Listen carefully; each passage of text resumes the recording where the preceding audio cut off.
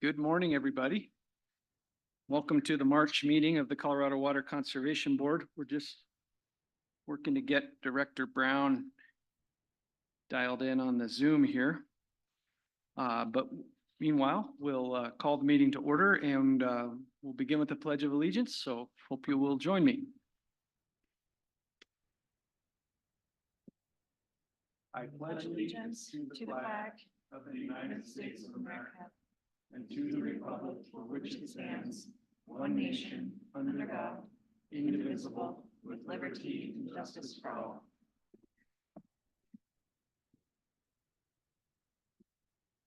All right, so that's dealt with. Yeah. Okay. All right.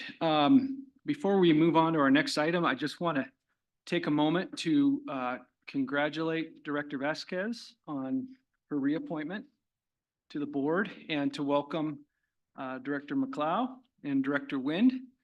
Very, very glad to have you both on board. I know you have the opportunity to talk about yourself tomorrow in the director's reports, but Director McLeod, if you'd just like to say a few things for our virtual audience. I think everyone in the room probably knows you, but just who you are and whatever you feel like. Thank you, Mr. Chairman. Well, my name, as you said, is John McLeod. I am the General Counsel for the Upper Gunnison River Water Conservancy District. I've represented that district for 32 years now. I've been active in the Colorado Water Congress for many years. I'm currently on the board of directors and serve as the chair of the State Affairs Committee. I'm also an alternate commissioner on the Upper Colorado River Commission representing Colorado. And I've had some experience on this board in the past, and I'm glad to be back. Thank you. Welcome back. We're glad to have you. Director Wind. Good morning. Thank you, Mr. Chair. It's a privilege and honor to be here, knowing that I'm filling big shoes, not just from Robert's previous role in the South Platte, but many others that came before him on the South Platte. My name's Brad Wind. I've been with Northern Water just a few days beyond 30 years. So in that role, Northern Water, I've felt a lot of different responsibilities throughout the organization within operations, water rights, and ultimately been in the role of general manager for 6 years now. Still enjoy it and pleasure to be here today. Sorry, we're very glad to have you. Thank you for joining us.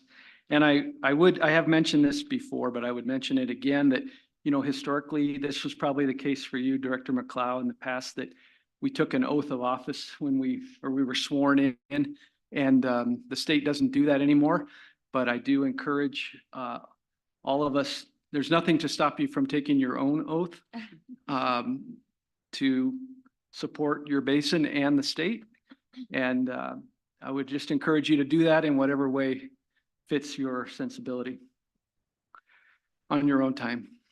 So, all right.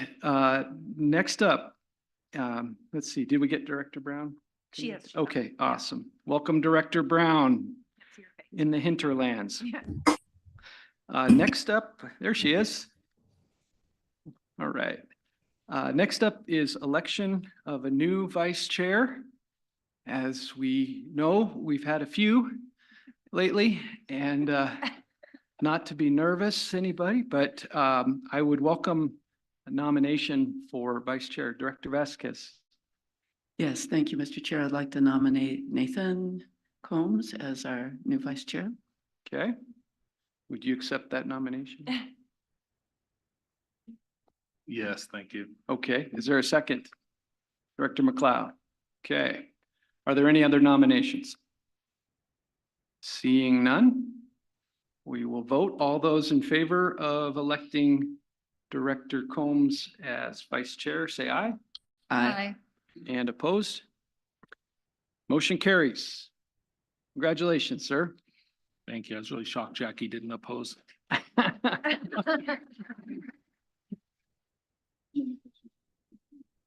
Yes, Director Cloud.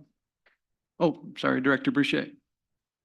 Thank you, Mr. Chair. If I could just say a special thank you to Director Combs, knowing that my situation led to a lot of this with Director Sakata and Director Combs. So thank you for stepping up with my situation. I appreciate it. Okay. Next up is review and approve the agenda. Were there any questions about the agenda or amendments? We have one in consent agenda. We'll take care of that in a minute.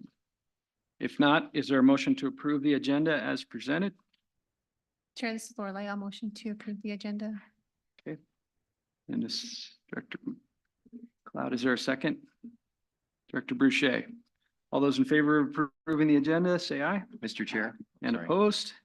Mr. Chair, Yes. maybe it'd be appropriate at this time to announce that tomorrow is totally virtual. Good point. Thank We you. have made a major amendment to the agenda. Now that I think about it, we're not going to be here. Yeah, due to the storm, the meeting will be entirely virtual tomorrow. And so we'll look forward to seeing you online. Yes, Counselor Mealy. Thank you. Director Boucher, do we want to rearrange or pull 15D? Do we need to do that now or do we wait till 15D comes along? Was that your plan? And as far as timing, it probably would be good to amend that now before actually the agenda is approved. And that's an oversight. I apologize. Okay, so you wanted to recuse from item 15D. That is correct, Mr. Chair. All right, so can we do the other ones in block? And then Yeah, do so that one individually? Yeah, Mr. Chairman, I think we'll, when we get to that item, we'll just make sure that we vote on it separately and allow you the opportunity to leave the room for a minute. Yeah. Okay. All right. So the agenda stands as amended slightly. Okay, let's look at the minutes. I think Director Sakata had some his usual corrections for us. Okay, thank you, Mr. Chair. Yeah, sorry for the late notice on that. I think on the title page, I noticed that it had down the Marriott as the location instead of, where were we at last time? The Hyatt. So we're changing it to the Hyatt. And then the major thing though was on agenda item 10C, the Shoshone. It indicated that the staff recommendation, the staff was going to present a recommendation to us, and that was on the original agenda. So I passed along to Viola the actual staff recommendation to put in that slot. Thank you. Mr. Chair. Any other corrections or questions regarding the minutes? If not, is there a motion to approve the minutes as amended? Director Combs and Director Vasquez. All those in favor say aye. Aye. Motion carries. Next up, we have the consent agenda. Before we, well, let me ask, is there anybody who wants to pull anything from the consent agenda? Okay, I do have to make one comment. Is Rob Veal here? Could you come up to the podium, Rob? I do want to make a comment on consent agenda item 1A. I was at Walmart this weekend and was approached by a young lady who said, "Mr. Felt, why does Mr. Veal have so much opposition to the Girl Scouts?" And I said, "I don't know. I can't imagine." She goes, "Will you please give him this box of cookies and tell him to lighten up?" So I have these for you, Rob. Oh, thank you.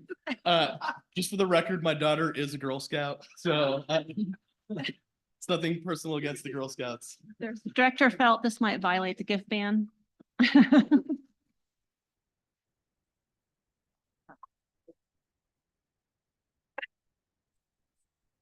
So Nice. we're a tough bunch up here in DNR. Okay, are there any other comments about the consent agenda, or is there a motion to approve it as presented? Actually, no, we have a question. I'm sorry. Quit joking around. We do have an issue with Consent agenda item 2F, I guess the name of the applicant is incorrect. That it was initially submitted as Sungate Systems, but it's really North 40 Technologies. And they seem to potentially operate under both names. So I think we're going to pull it from the consent agenda so we can discuss it tomorrow separately. And in the meantime, staff is going to try to get a better handle on the name, but we're going to change the agenda to list both names, I believe, assuming that that is the correct thing to do after talking to the applicant, just to make sure we have proper notice of that item. Okay. Great. So is there a motion to approve the amended consent agenda, pulling item 2F off for individual discussion tomorrow? Okay, Director Combs. Director Boucher, the second. All those in favor say aye. And opposed? Motion carries. Okay. Just call your attention to the upcoming dates, especially for our new members. Get those on your calendar. We'll be up near Granby in May. And we're still working on the North Platte. Yeah, okay. So we'll just make note of that. And then there's no questions on that one. We'll move on to directors' reports. And we'll start with our DNR Executive Director, Dan Gibbs. Great. Thank you, Mr. Chairman. And, thanks for making sure everyone knew we're going virtual tomorrow. We may get anywhere from, thinking of the predictability of snow. I think it's safe to say we'll have either, it'll be a range of 0 to 24 inches, right? So, but just thinking of snow and snowpack, we're about 100% statewide average. I know there's some basins that are a little bit higher percentage than others, but it's really great to see some of these, spring storms, come in. As you all know, I live in Breckenridge, so I tend to kind of monitor the snowpack that I see or I don't see from the fence I have. So I haven't seen my fence for about a month, which is a good sign for snowpack. But grateful to have this snow. I know it means challenges for traveling, but just be safe, everyone, of course. Want to say happy birthday to Robert Sakata as well as Commissioner Greenberg. They share the same birthday, so happy birthday. Also want to just recognize and appreciate the new directors here that were able to get the right amount of votes, and in fact, unanimous votes in the Senate yesterday. So congratulations to Barbara Vasquez. Thank you for your continued service. As you all know, Barbara initially was appointed to fill out the remaining term of Director Trick's position. So you were more or less reappointed for that for a full term. So congratulations. And also want to welcome Director John McClough. John McClough is an amazing water leader throughout the state and is no stranger to CWCB. And I know I can confidently say that, John, you've been a great mentor for many people around this table too. So thank you for your continued leadership on water and to really provide that Gunnison perspective, which I think is critical. And finally, I want to recognize and thank Director Brad Wind. Brad, you are also just, continue to be such a great, water leader, and to think that, the Northern Water Conservancy District, has a reach when you look at, the areas that you cover for water, from Grand County to the Nebraska border, and it's huge. And to have you have a seat at this table to offer your perspective and is really important. And I also want to thank you for your leadership of the ongoing work that we have with Perkins County Canal that I know very much so, and even some of the footprints of that are really close to where you grew up as a kid. So you have a really good perspective on that. So just really want to welcome the three of you, Barbara, of course, back, but for John and Brad, look forward to working with you. And And I know it's safe to say that, you know, I can speak for the governor too, and his appreciation that you two, that you, all three of you stepped up to serve on this really important board as we tackle some of the most pressing water issues in the state. So big thank you. Let's see, a few more updates. You know, want to give a huge shout out to our Colorado River team. First of all, let's give them all a round of applause before I tell everyone, wow. They just continue to just rock and roll, to say the least. Last week, there was a deadline of actually March 11th to get the proposals into the Bureau of Reclamation, but knowing how efficient they are, they worked hard to get the Upper Basin proposal submitted about you know, definitely a few days, if not a week before that time frame. And then, you know, Commissioner Mitchell, of course, she's is amazing. Amy Ostick, the whole team has worked so hard. And then our messaging, Michael Elizabeth Sakis, I don't know if Michael's here, but she, you know, was all over the place on getting the media attention on the Upper Basin states. So big thank you to that whole team. Also, want to thank Lane Loniak and Jason Ullman. I know you worked really hard too on all this as well. And you know, just a big thank you to the team. Stakes are extremely high, and I'm just so confident in our team. You're all just absolutely amazing. And yeah, not only amazing on water issues, but I'm just looking at Brian, how he lapped me in a 50K race last weekend. So you're not only great on water issues, but even when water freezes, he's really good too on his skis.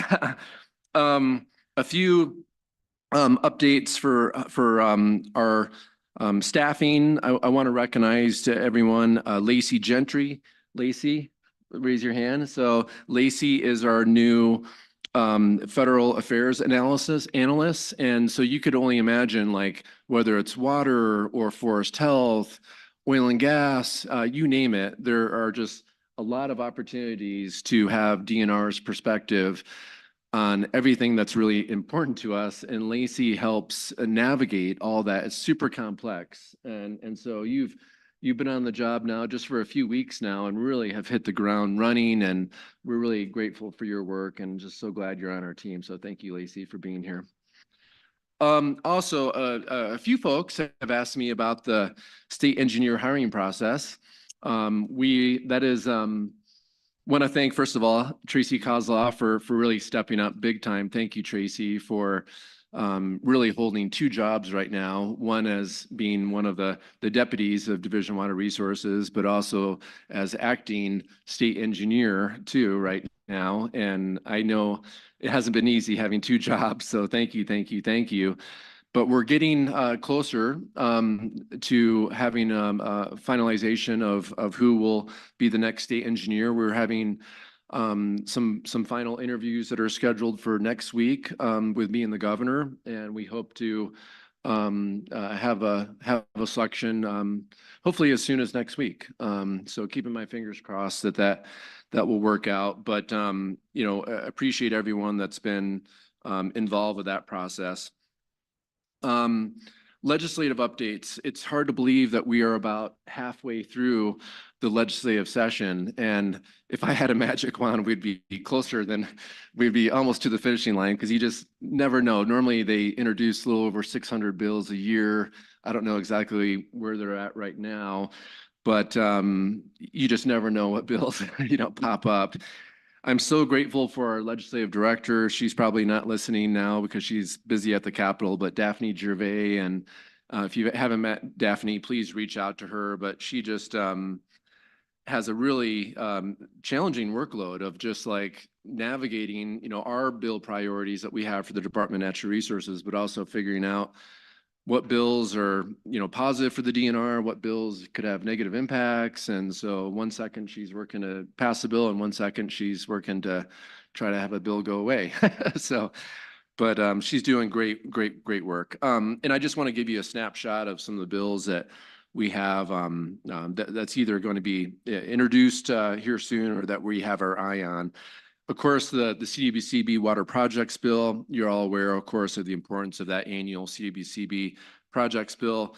That bill will be moving forward shortly. It normally goes right after the budget long bill is introduced. And then we have our Species Conservation Trust Fund.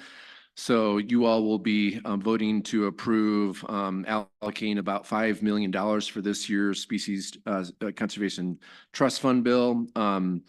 The sponsors for that are Senator Roberts and Senator Will, as well as Representative McCormick and Representative Catlin. A few other bills of significance. We have Senate Bill 5, that's the prohibition of non-functional turf. And so that is ongoing as well and really important and really complements the existing program that we have right now. And then we have Senate Bill 26, and that is the Agriculture and Natural Resources Public Engagement Requirement Bill that would require Water Resources and Ag Review Committee and requires members of the State Ag Commission as well as CWCB and Parks and Wildlife to meet with their constituents at least twice a year. And that bill was, I don't recall, that was either on seconds yesterday or thirds, but it's non-controversial. The DNR is neutral on it, but I think it will pass. And so how it pertains to you all, for example, like for, who are your constituents, going to your roundtable meetings would be a component of that. For Parks and Wildlife, let's say if you're a sports person representative going to a sports person's roundtable meeting, stuff like that would be able to check that box off in terms of the new requirement. So anyways, I know that you put an enormous amount of time that you already do, and we're trying not to create more meetings for you. But we're really looking at ways to try to make it as easy as possible for you to comply with this new bill that's likely going to pass. So I just want to make sure you're all aware of that. Another bill, Senate Bill 38, authorizing Conservancy District water management. That was introduced by Senator Simpson. It's my understanding it's a bill really to look at something very specific, geographic, looking at Nathan for kind of the Rio Grande area. But that is moving along. And then Senate Bill 148, the rainwater harvesting and stormwater detention facilities, that is moving on as well. And then we have the dredge and fill legislation. So as a result of the SACUS decision on WOTUS, the state will be developing a dredge and fill program. We've been working closely with Speaker McCluskey, who is working on a bill that would put a dredge and fill program within CDPHE, in particular in the Water Quality Control Division. And there's been a lot of different stakeholder meetings that have been really kind of ongoing. And want to give a special thank you to Kelly Romero-Haney. She's participated in, I want to say, all those meetings. And they've been, I know one at least at the Capitol, I think hundreds of people were there. So what'd you say? A couple hundred at least. So it's something people are following really closely. Also, you should be aware too that there's another bill, Senate Bill 127, and that's sponsored by Senator Barb Kirkmeyer from Weld County. And we've had some meetings with her. Her proposal would put a program within the Department of Natural Resources. And so as a result of that bill, we've had to do an analysis to figure out what that would look like if it was housed in the DNR. So anyways, more to come on all that. And then we're anticipating that there'll be some bills as a result of the Colorado River Drought Task Force that will come out and advance some of the recommendations that came out of that particular task force. So, more to come on that. So if you have any questions with any of these bills, feel free to reach out to me or as I mentioned, Kelly's right here, and then Daphne Gervais as well. I'm happy to give you her contact information as well. So moving on to Parks and Wildlife, and I know Rob is here to give a Parks and Wildlife, and I'll just make it really short. But I just want to make sure you're all aware, in the past, we've had this Colorado Parks and Wildlife Partners in the Outdoors Conference, and that was always been a goal to bring diverse stakeholders together to really figure out how we can find the nexus of collaboration, of working to looking at the importance of recreation and conservation and wildlife, all together. And so that meeting, that conference is sold out. It's scheduled for April 15th and 17th in Breckenridge. So really glad that conference is moving forward. And then last but not least, just like I mentioned, the 3 directors here that were approved by the Senate. We have 2, we call them commissioners for Parks and Wildlife, that were approved yesterday. So we have Jess Below and then Jack Murphy, and they both represent outdoor recreation and park utilization. So congratulations to those 2 that were they've been sitting in that seat for about 7 months now. So, but they were formally approved yesterday. On an energy update, the state's updated our greenhouse gas pollution roadmap, and that was released on February 26th. So that roadmap, similar to like the water plan that has actionable steps, the roadmap also has actionable steps, including 49 near-term actions intended to help the state meet the statutory greenhouse gas reduction targets. So we're taking a hard look at what those recommendations look like, and we'll work hard to implement those. Forest Health, last month, we had a really great announcement with the governor for our Colorado Strategic Wildfire Action Program. We announced the grants totaling $4.5 million for forest health and wildfire mitigation projects throughout Colorado, and also announced an additional $2 million in our watershed health related grants from federal ARPA funds. And that program is just really, in my opinion, really continuing to make a really meaningful impact on communities around the state. And those funds are geared towards protecting life, property, and critical infrastructure. So all 3, and of course, critical infrastructure is water too, and that. So just so glad to have that program. And then let me see here. And then for tribal update, we are working tentatively on our next quarterly DNR and Southern Ute Indian Tribe leadership meeting that is, again, tentatively scheduled for April 4th. So this is really a continuation of a meeting that we had when we were in Ignacio. I'm trying to think, I think that was last October, I believe. And we met with DNR leadership and tribal leaders for Southern Ute. And it's our understanding too that Chairman Baker would like to, make sure that these are quarterly as well as meaningful, and that we can really work to build, strong relationships. And just thinking of our relationships in particular with the Southern Ute Indian Tribe, this Friday is Ute Day at the Capitol. And so if anyone's interested in attending that, there will be an opening ceremony at 8:15, followed by the chairman remarks by Ute Mountain Ute and Southern Ute addressing the General Assembly at 10 a.m. So put that on your calendar. And I assume we'll see again, 0 to 24 inches, what happens with the snow and stuff. And then last but not least, I want to share with you our Department of Natural Resources strategic priorities for over the next few years. As you all know, you've heard me talk about these wildly important goals that the governor really sets. Well, I decided to have strategic goals for us to work towards that are more internal. And I just want to share with you what those are: biodiversity, energy transition, tribal engagement, balance, conservation and recreation, and last is climate resiliency. And climate resiliency, for example, is working towards implementing, the water plan, as well as our natural and working lands work group recommendations and so forth. So I just want to make sure everyone was aware of those like overarching goals. And so like for division directors, I will have instructions to say, hey, you get me your budget proposals, and if you have a nexus with some of those, I'm going to view those more favorably. Looking at Tracy. But just everyone should know that. So anyways, that's it for me, and I'm happy to answer any questions you may have, but also at any break too.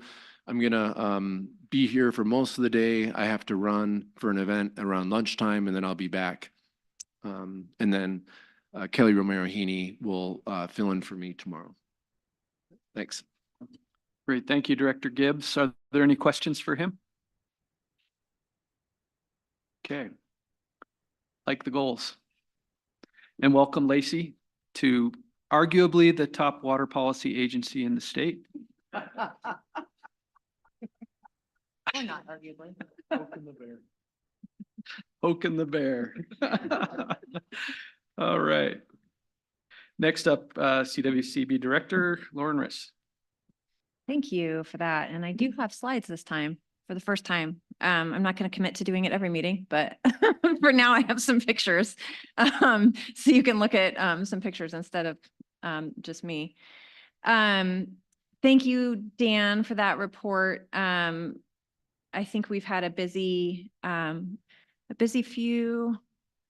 several weeks, I would say, since our last meeting. And first off, I did also want to congratulate our new appointment, our recycled appointment, and our reappointment to the board. I was really proud of these three members at the Senate Ag Committee hearing. I promised them that it would be quick and easy and just softball questions, and they were given some tough ones, and they handled it with grace and eloquence, and were very articulate in their responses. So thank you all, and I'm just so pleased and proud of the board that we currently have. You all said a few words about yourself, but I'm going to brag on you a little bit more, if that's okay. As Brad said, he's the general manager of Northern Water, but what he didn't say is that it encompasses 640,000 irrigable acres and over 1 million Coloradans that live in Northeast Colorado. So he's got a good chunk of the state, and also has just been such a tremendous partner to DNR and CWCB over the years, and especially lately, as Dan noted, on South Platte Compact Matters and Colorado River Compact Matters. But over the years has also just been such a partner on wildfire resilience and environmental flows, water conservation. So we're just really lucky to have you, and plan to take full advantage of your decades of experience. And similarly, John mentioned that he's the general counsel for the Upper Gunnison Water Conservancy District. He also has no schmuck when it comes to Colorado River issues.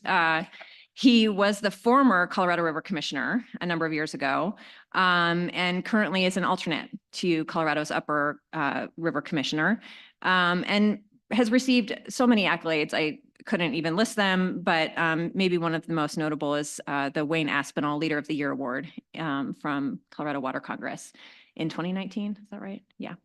So again, John served us so well during the first iteration of the water plan, and we're so lucky to have him back sitting on our board. And I just really appreciate all your years of experience, especially on Colorado River issues. I know our Colorado River team is glad to have you a little bit closer to home, although you were never very far away. And then similarly, Barbara was just confirmed a year ago and had the great pleasure of coming back in front of the Senate committee just a year later. And we're just so grateful for your willingness to serve again and go through that process again. Barbara also has 2 distinguished careers, one in biomedical research and in semiconductor research and development, and has also served on the BLM's Northwest Colorado Resource Advisory Council and the Colorado Transportation Commission, and has been involved in her roundtable as a leader really since its inception. So no stranger to CWCB either, and we're just so grateful to have you as well back on the board for a full term. So thanks to you all, and thanks for being patient with the process. They were just confirmed yesterday, so we were biting our nails a little bit as to whether they would be able to participate in today's meeting as full-fledged board members, and we're so glad that the timing worked out. Dan beat me to it, but I also wanted to say happy birthday to Robert. I promised Kate I wouldn't sing, but it's maybe over lunch. We won't do it with microphones. Picture showing. Okay, so I wanted to highlight an opportunity that I had to go with Northern Water in early February to tour Arizona and to get a better understanding of what irrigation looks like in Yuma, Arizona, how Colorado River water is used throughout the state, but particularly in irrigation and the municipality in Phoenix, of course. And just found it tremendously valuable to not only see firsthand what it looks like. Yeah, thanks. I couldn't see what the slides were showing. That's okay. To see firsthand, what irrigation looks like in Arizona, and also to just really spend some time with Northern staff and board members and friends that were along on the trip. I was there for 2 days. We got to see irrigation at work. I actually was surprised to learn that of the 230,000 acres of land that's utilized for agricultural in Yuma County, 100% of that is Colorado River water. It's, exceptionally productive. They have a long, nearly frost-free growing season. And over 70% of the irrigable acres are multi-crop production systems. We visited a vegetable packing facility, which was super interesting, just the level of technology involved and attention to contamination. They told us, actually, once you open a bag of lettuce that has been pre-washed, you see on the label that it's been triple washed or something. They said, if you wash that, you're actually contaminating it. So it was just, I think, a fascinating thing to observe. And, all of the workers in the facility were covered head to toe, and to see all the precautions that they took around sanitation and, making sure that they're following the same process over and over again was super interesting. We also visited the Central Arizona Project, and we're very careful to follow the caution of all of the attorneys present. John was there as well, to just talk about the facts and treat it as a learning opportunity. And everyone was really respectful of that. And in a way, it was really inspiring to see leaders in Arizona and Colorado come together during a time that I think was pretty full of tension, and really just have a good conversation. And everyone was really eager to just understand about how Arizona uses Colorado River, what the Central Arizona Project does as far as delivering water to Maricopa, Pinal, and Pima counties. The project itself serves nearly 6 million people and more than 80% of the state's population. So just a really fascinating learning opportunity. We also heard from leaders of the Gila River Indian community, which I thought was really valuable. So anyway, thank you to Northern Water. It was a really valuable learning experience. And y'all are so good at putting on tours. It's always impressive. I have been trying to get out and about and be more present in the community, and have delivered a number of talks over the last few weeks, including a presentation to Habitat for Humanity on land use and water conservation and programs that CWCB has that address those really critical issues. I also spoke at here in this very room, actually, at the Spur Center on the Subsurface Water Storage Symposium, where I talked about some innovative storage opportunities that we're tracking, how the water plan factors into our planning efforts, and just heard some really interesting presentations around storage innovation that's happening in the West. And then also recently delivered a seminar at MSU, which was a little bit intimidating when you're talking to college students. That's not our typical audience, but they were so eager and interested and engaged, and just had such insightful questions. That was put on through the One World, One Water Center that we have provided some funding to through various grant opportunities over the years. So I'm trying to get out and about and just really welcome any opportunities that you all have going on in your basin. I'm trying to prioritize that. I'm headed to the Southwest Forum at the end of the month. And I know we had a really good presence of CWCB staff at the Arkansas Forum, although I wasn't able to be there. I heard really good things about the conversations during that meeting. So thanks to everyone who was there, including Kirk and Cole and some others on staff. So we're trying to just be accessible and out in the community and listen as well to the conversations that are happening. Okay, no more pretty pictures. I did want to talk about some staffing updates. Our interstate and federal section is staffing up. We've recently hired a new Colorado River policy specialist position. We're really excited about that. Am I allowed to announce? Am I? Okay. You talked to me yesterday. Okay. So we're actually stealing someone from Colorado State University who has a PhD and has done quite a bit of academic work around the Colorado River and the compact and analyzing more from an academic perspective, just some of the pros and cons of how we're engaging in that conversation. His name is Clint. What is his last name, Amy? Carney, that's right, Clint Carney.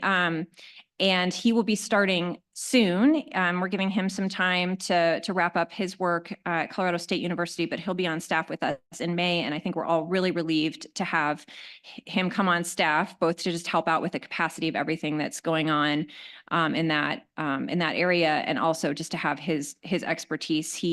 I was part of that interview process, and he came across as very thoughtful and knowledgeable, and I would say measured, which I think will be a real asset, kind of filling out the expertise of that team. So he'll be really focusing on the federal nexus and federal programs. And I think we're all really grateful. I know Amy and Emily are in particular to have an extra set of hands. We're also working on hiring the program assistant position, and all of these positions were approved through the Colorado River budget package that passed last year. So that'll just help with some of the logistics around meeting planning and travel that section does so much of. And then we're also going to be posting soon a Colorado Decision Support Specialist position that'll really help out Brian and his work. So spread the news to anyone who you think might be a good fit for that position, and feel free to ask us or talk to Brian about some of the skill set that we're looking for. More of a technical modeling position, but I think it's super important, and I know Brian will be grateful to have some help there as well. In other news, we've talked as part of our operational planning conversation over the past several meetings about putting together a CWCB guidebook.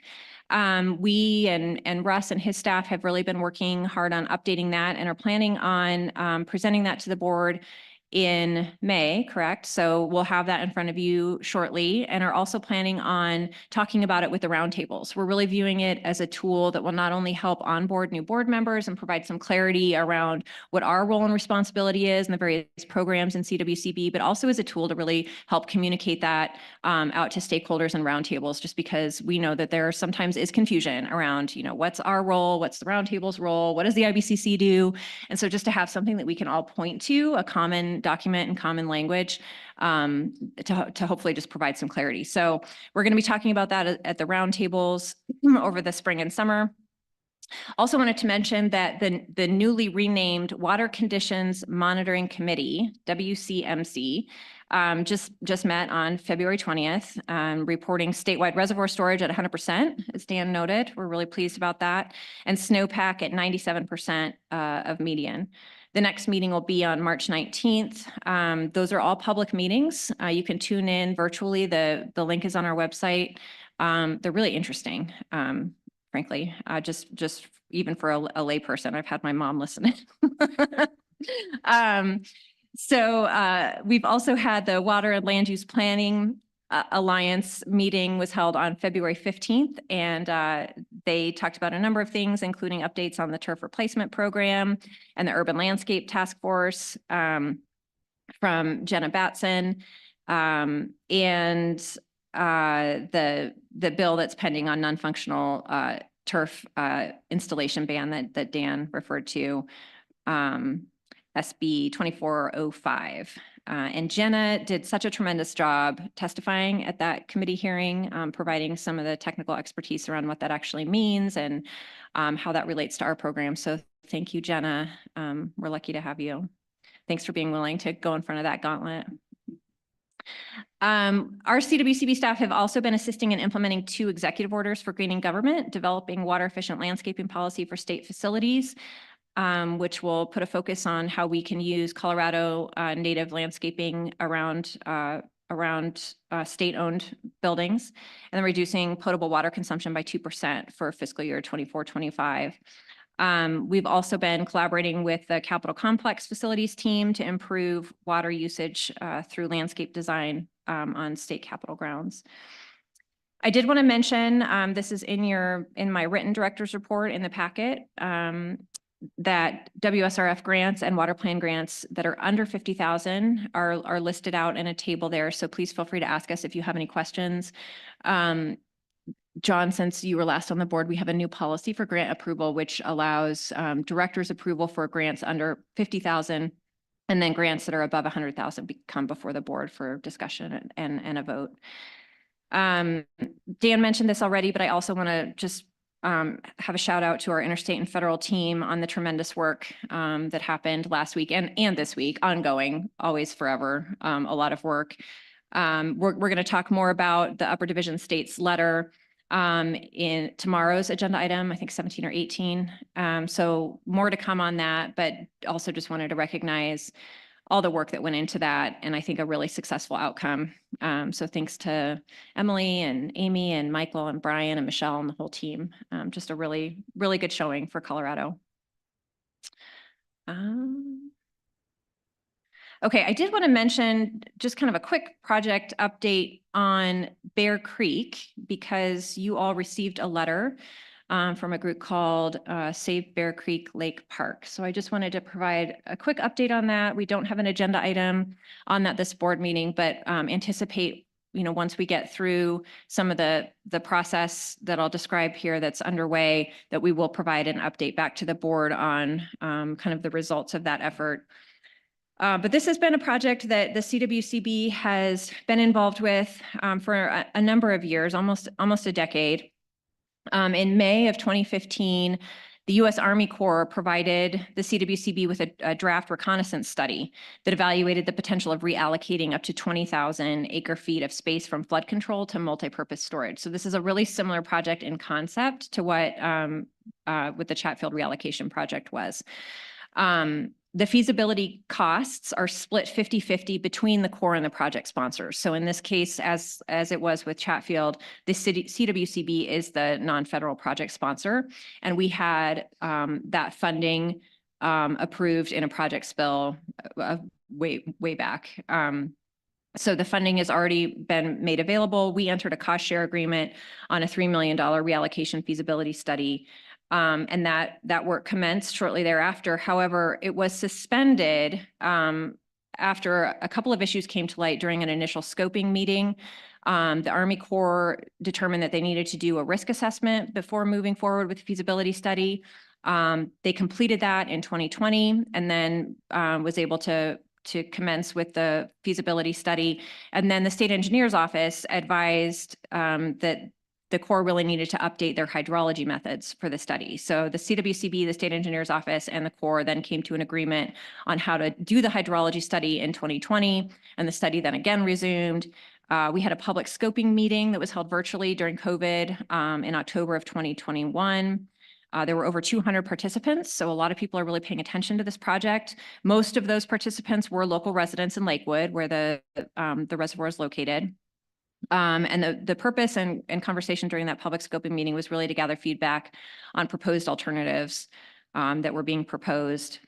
But I think the punchline here and what I really want to leave you with is that the analysis is still underway. The process is really still in the U.S. Army Corps' court, and we don't have an estimated timeline for completion of that study yet. I think, the position of the CWCB and the state is always one of just neutrality and evaluating the feasibility based on the results of the study. We don't have a predetermined outcome. we are the non-federal project sponsor, but are doing our best to provide the data and information that's requested by the U.S. Army Corps. And we'll just see what comes out of that hydrology analysis that is currently being conducted. There will be additional public meetings, and we'll keep you updated kind of once we're through this kind of gridlock of the current analysis. Dan already kind of went through the legislative updates that are going on. So far, I would say there haven't really been a whole lot of water bills. So pros and cons there. We do, as Dan mentioned, have the projects bill and the Species Conservation Trust Fund bill coming up shortly after the long bill.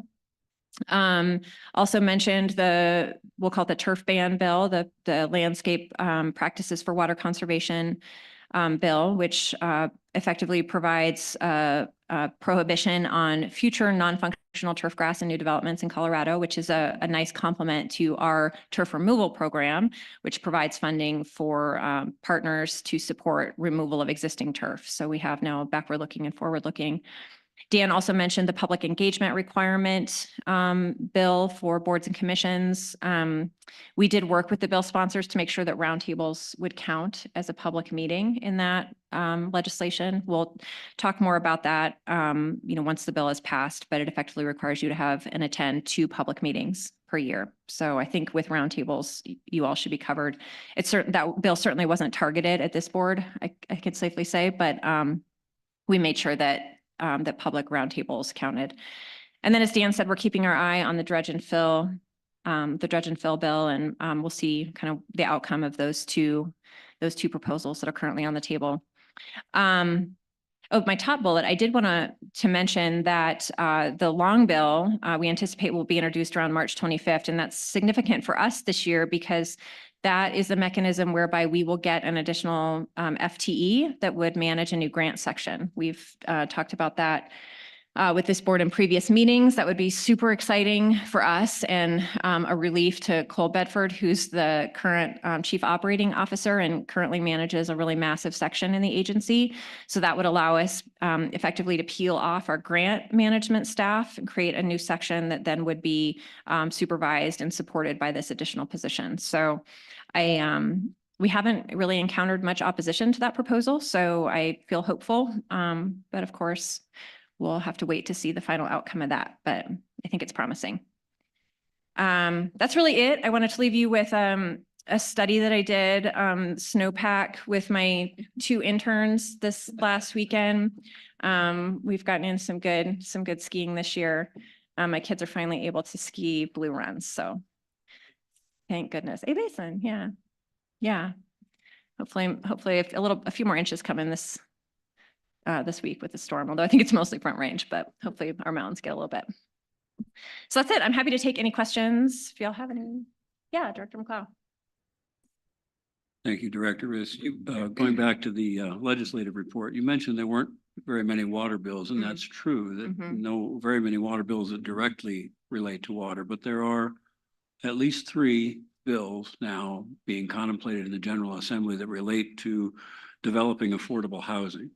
And these bills all contemplate higher density housing in certain areas. And what's notably absent from these bills is any consultation or consideration with water providers to note that they have sufficient resources to provide for this higher density housing. So I would alert the board members to be in contact with your legislators to have them perhaps consider adding a requirement for consultation with local water providers, because if you increase the density by 5-fold and have no resources to supply them, it becomes a problem. And this is especially a problem for water conservancy districts such as ours in Gunnison, where we provide augmentation water for domestic wells throughout the basin, and our supply is limited. And it would be important for us to give that information to the planners who are working on this higher density housing. Thank you, Director McLeod. And if you do decide to reach out to your legislator, just do it with your day job hat on, not on behalf of the CWCB. But yes, that's right. Thank you. Any other questions, Director Sakata?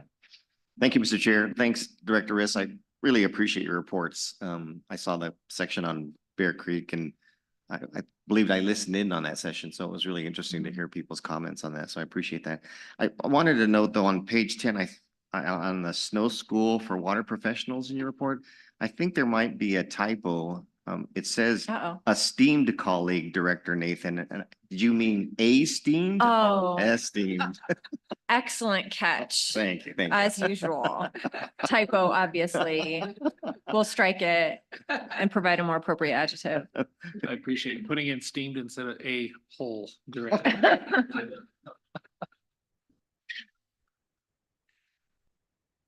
Director Vasquez? Yeah, it was interesting, Director Riss, to hear your report about the trip to Arizona, having lived there for decades. But at the Water Reuse Symposium just yesterday, I listened to a gentleman from Tucson who has been responsible for their water system for decades as well. And he reported that 100% of the CAP water that arrives in Tucson goes underground for storage. And I was surprised by that. Mhm. Yeah. Yeah, we did talk a little bit about that. And what they consider to be conservation. Augmentation was also, I think, a different concept for how the states, I guess, use the term augmentation. There's a lot of really interesting insights to see how another state operates. Yeah. Any other questions for Director Riss? All right, thank you. Next, we'll go to our IBCC Director, Becky Mitchell. Thank you all, and sorry I'm not able to be there in person. I traveled last week and I'm preferring not to share with you what I brought home. I think you'll be appreciative of that because it's not been an enjoyable few days. So I also want to welcome our new board members, or new or recycled board members, Brad Wind and John McLeod. And I am extremely excited about the future of the board, especially with them on there. And then congratulate Director Vasquez for her reappointment. Well deserved for sure. So our IBCC, I had my first meeting as IBCC director on February 27th in Golden. I think it was incredibly positive, and not only positive, but productive as well. Ahead of the meeting, I asked each representative to connect with their roundtables and share with not only me, but the entire group, something that they wanted the CWCB to hear. And from that prompt, we had a lot of great conversation. It touched on issues from all across the basin. And it also was highlighted by our gubernatorial representatives. Some of the things I heard were a desire to learn lessons from each other, also from our neighboring states on topics ranging from how to effectively mentor and bring in new people, to maintaining ag viability, to sustainability, to finding better ways for cross-basin communication. We heard about forest health, the Colorado River, and much more. We also got legislative updates from Daphne Gervais and Kelly Romero Haney. We also had great conversation facilitated by Jonathan of CDR Associates, and where we discussed not only the qualities needed in an IBCC member and reflecting on the skills and talents that it takes to be on the IBCC, but what makes projects and concepts ripe for the IBCC to take them on. So to that end, and following some momentum on these conversations, the CWCB staff drafted a qualities and skills of an IBCC representatives, and also projects, and a draft low regrets 2.0 document. We heard from a lot of the IBCC members that one of the things that they saw the IBCC do that they were very proud of was the no and low regrets. So we looked at ways that they can review and provide some feedback on both those documents, and then also had a survey that we shared last week. So as we hone in our work ahead, we're going to keep the board updated. I'm hoping there's ways that we can find opportunities to work together. I have to thank not only the staff of the water supply planning section, but the IBCC members. They came with an open mind to really start some heavy lifting and move hard work forward. And so I'm looking forward to our next meeting, which will be held June 18th in Durango. Hopefully some of you can join us and meet your 2 meetings requirements. I think those might serve. But I'm looking forward to that meeting. I wanted to also reflect some of the other statements that we heard about the benefits of IBCC and the Basin Roundtables. And there was a heavy focus and acknowledgement that not all states have that and the benefit that it brings. And I think one of the benefits that I have seen personally is going to be reflected in agenda item 15, where we see all of those projects that are coming forward that are really locally driven, and the benefits that come from projects like that are born out of the IBCC Basin Roundtable process and with the support of the CWCB. So I just wanted to acknowledge all of that. And if there's any questions, I'm happy to take them. Okay, thank you, Becky. Are there questions for Director Mitchell? Director Wind? Thank you, Mr. Chair. Director Mitchell, I just want to applaud you. I got several comments on the rich conversation you had with the IBCC. Thank you for that, Director Wind. It's going to be more rich, I think. And as we move forward, I think it's important, but folks came willing to have those conversations, and I think that was important. So thank you. Okay, any other questions or comments? All right. Thank you, Director Mitchell. Okay, next up is Ag Commissioner, and we've got Director Sakata here playing a new role. I call him the intrepid Director Sakata because he's everywhere, kind of like Where's Waldo or something. I think I spent Tuesday, Wednesday, Thursday, and Friday with him last week, and here we are again. And he's working really hard. I was going to tell him, gosh, Robert, I feel like you've aged a year in the last week. And it turns out you have. So I feel a little better actually about making that observation. So anyway, Director Sakata. Thank you, Mr. Chair. Commissioner Greenberg sends her regrets. She really always appreciates being a part of the CWCB board because water is a priority for us. However, Parks and Wildlife Commission is meeting at the exact same time this month, and probably she is providing the report to them as we speak. So I am here in her place. First off, Commissioner Mitchell, I hope you feel better. And the second, what Director Wynn said at our South Platte Basin Roundtable last night, the members really reported out that they really appreciated and enjoyed the IBCC meeting. And personally, also from the Department of Ag, we really appreciate the engagement with you, not only with IBCC matters, but Colorado River matters as well. So thank you for that engagement. And then, as everybody else said, welcome Director McLeod, Director Wynn, and welcome back, Director Vasquez. Really look forward to working with all of you. And then Mr. Anderson, if you're listening, thank you for your years of service on the CWCB. We really appreciate your dedication to Colorado and to water. I meant to also mention this during your report. I can't get over the new name either, the Water Conditions. It's impossible. Water Conditions Management Committee? Yeah, anyway. WCMC. Yeah, so I listened to it as well. I really get a lot out of it. I was going to reach out to Emily as a thought. maybe contact the ag groups, the like Colorado Farm Bureau and Colorado Livestock Association, to let them know. Because, you know, us farmers are so busy, it's hard for us to tune in. But I think it would provide them valuable information that they could pass along maybe in their newsletters or things.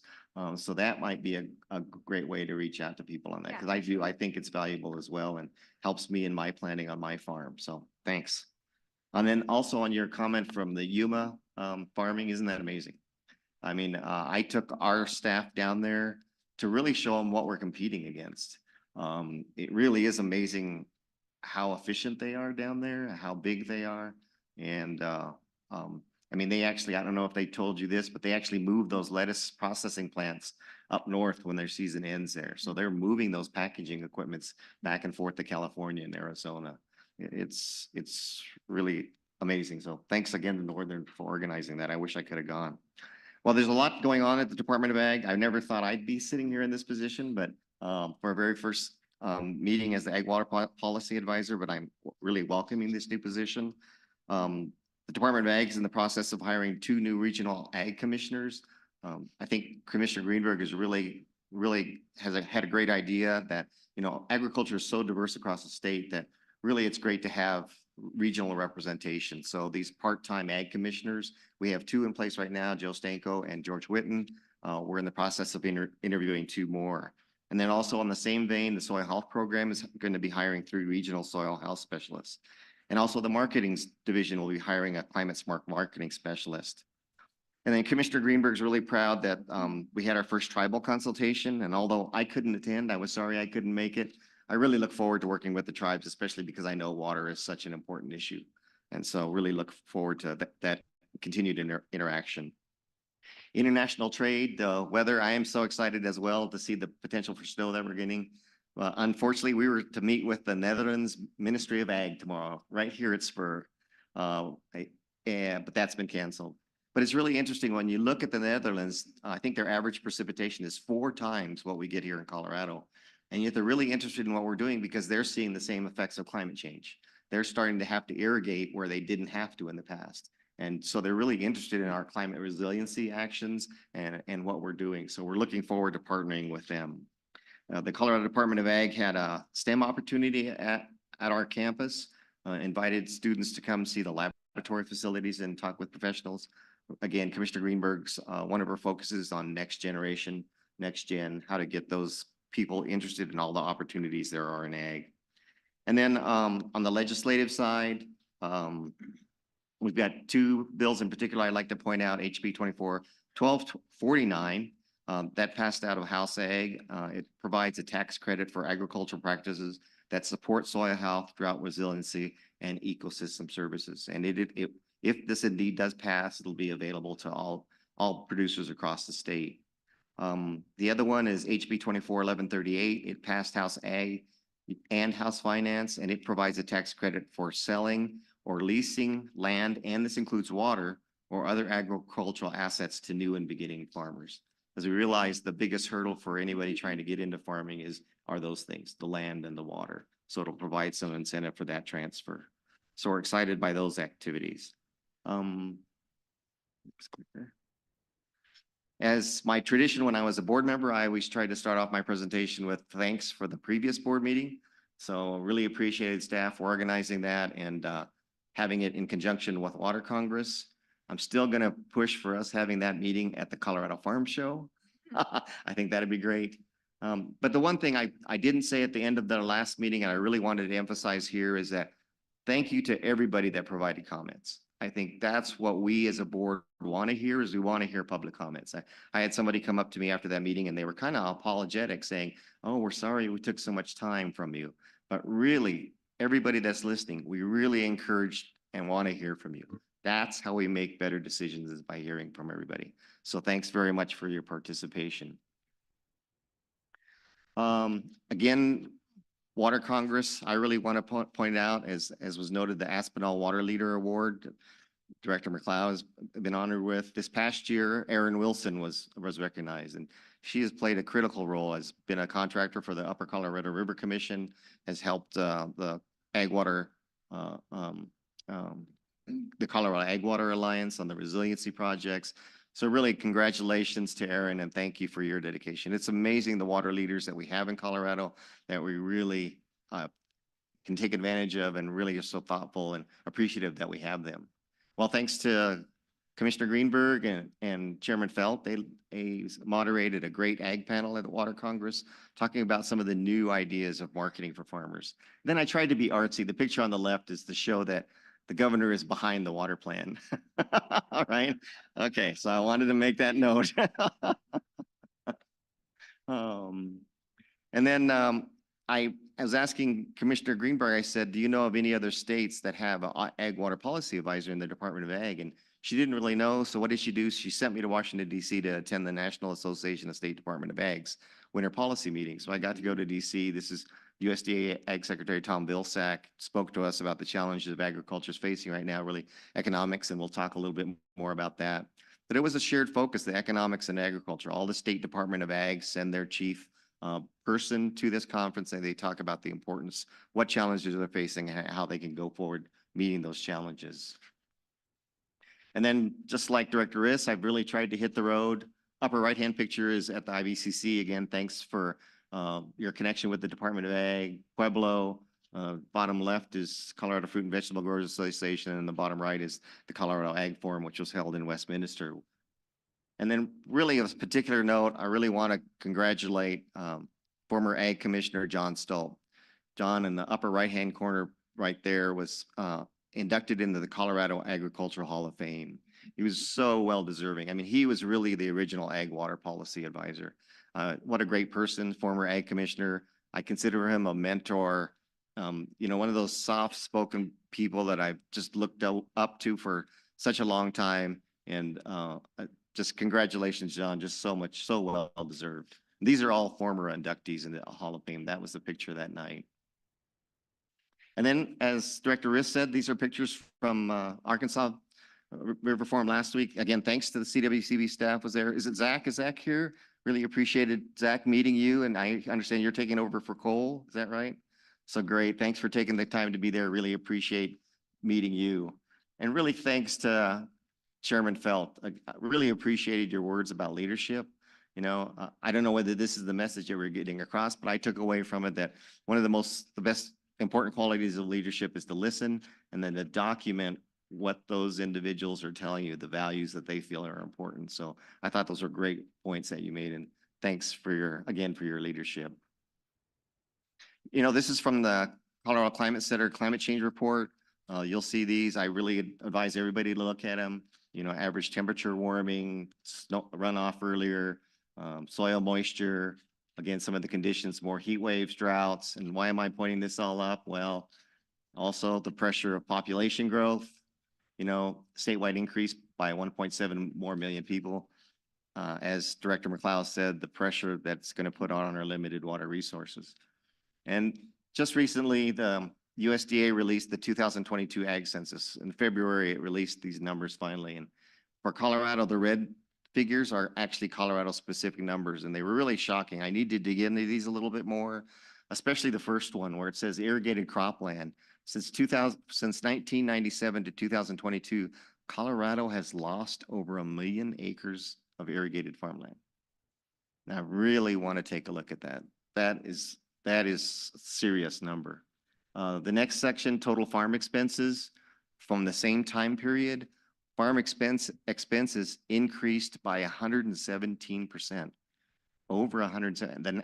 The national average, you can also compare it to the national average, was only 17%. So again, I need to dig into those, why it is so much more expensive to grow in Colorado. Lauren, this goes back to something you said in the Yuma area where they have frost free for 12 months out of the year. In Colorado, that's one of our challenges is our short season. I always point out though that at least us vegetable farmers, I feel for the livestock people when it's -10 and -15. But when it's those kind of sub-zero temperatures here, it's killing all the bugs. And so that's a natural thing that we have in Colorado that's an advantage, even though our cost of production is higher. So again, why farm expenses are so much more expensive in Colorado. Oh, the QR code will take you to the Ag Census if you're interested. Average age of farmers now, of course, is increasing, 58.1 years old. The blue numbers are maybe the good the good things. Actually, the number of farms in Colorado has bucked the national trend and has increased by over 5,000 farmers. So that's really interesting. And the other item is that Colorado ranks number 4th in the percentage of beginning farmers in our state. So I think the work that the Department of Ag is doing to remove the hurdles for new and beginning farmers is really paying off. So I'll have to give them credit for that. So bottom line is, that's why I'm really excited to be in this position. Yeah, that's me at work, right? I'm really excited to be in this new position because of those challenges that we face.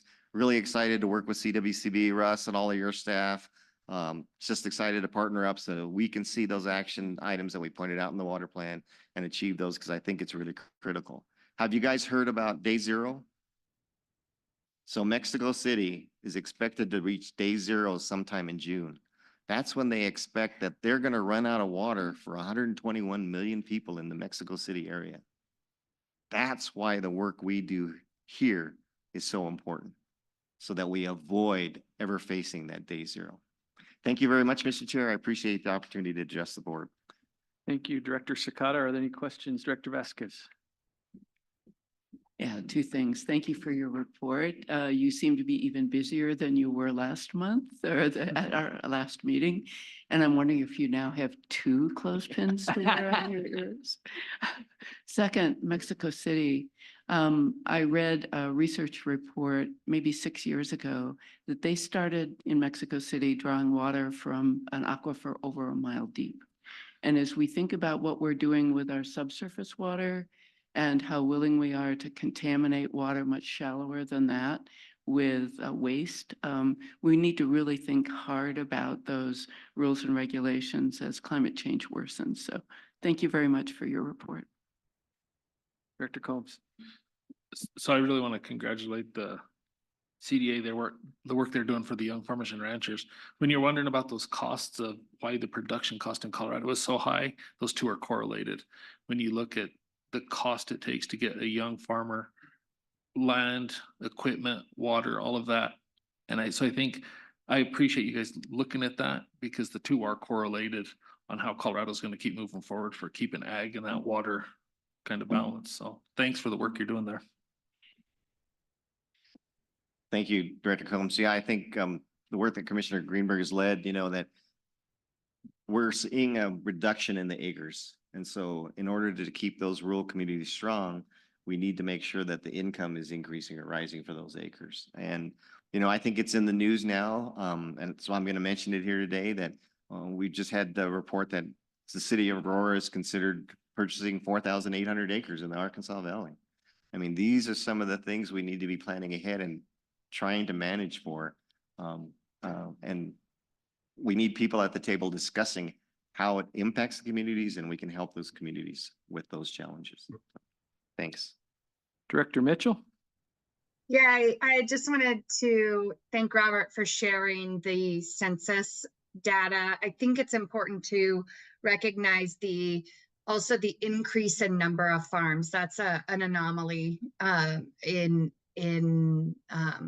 the nation that we're in a state that has an increasing number of farms. And I also think that highlights kind of the way that we farm in Colorado. It's not large corporate expansions, but rather strong, independently willed young farmers trying to come in and do really hard work. And I think we need to highlight that. And so we'll be looking for more data and info on that, Robert, as you're out on the streets or the fields, whatever it may be. Thanks, Commissioner Mitchell. Really appreciate your support. Any other comments? Okay, thank you, Robert. Let's go to Acting State Engineer, Tracy Kosla.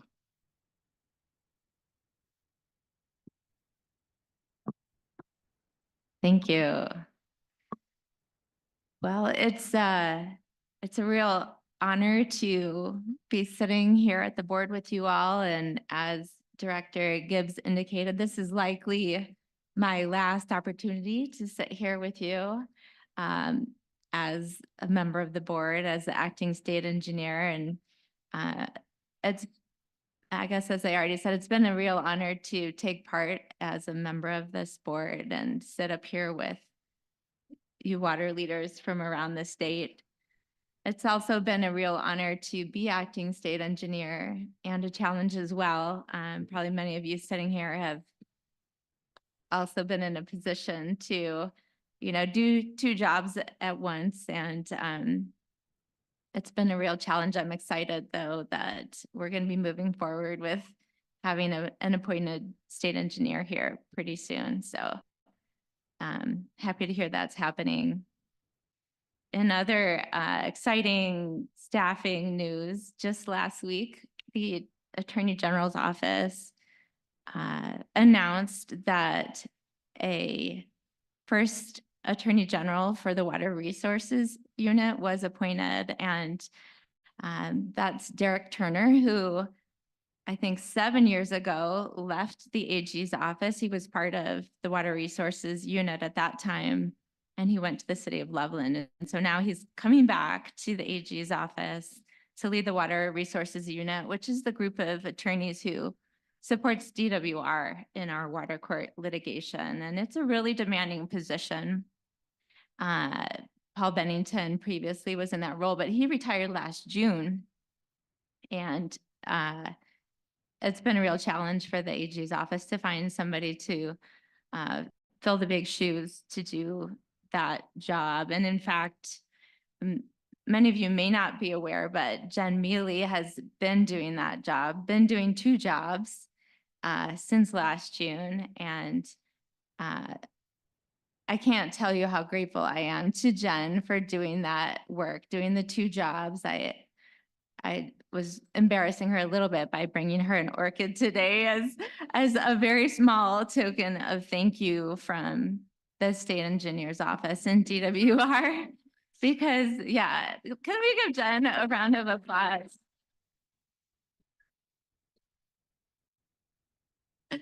Not only did Jen do the work, but she did it without dropping any balls. So much high quality work for DWR, and I've seen her continue to support CWCB.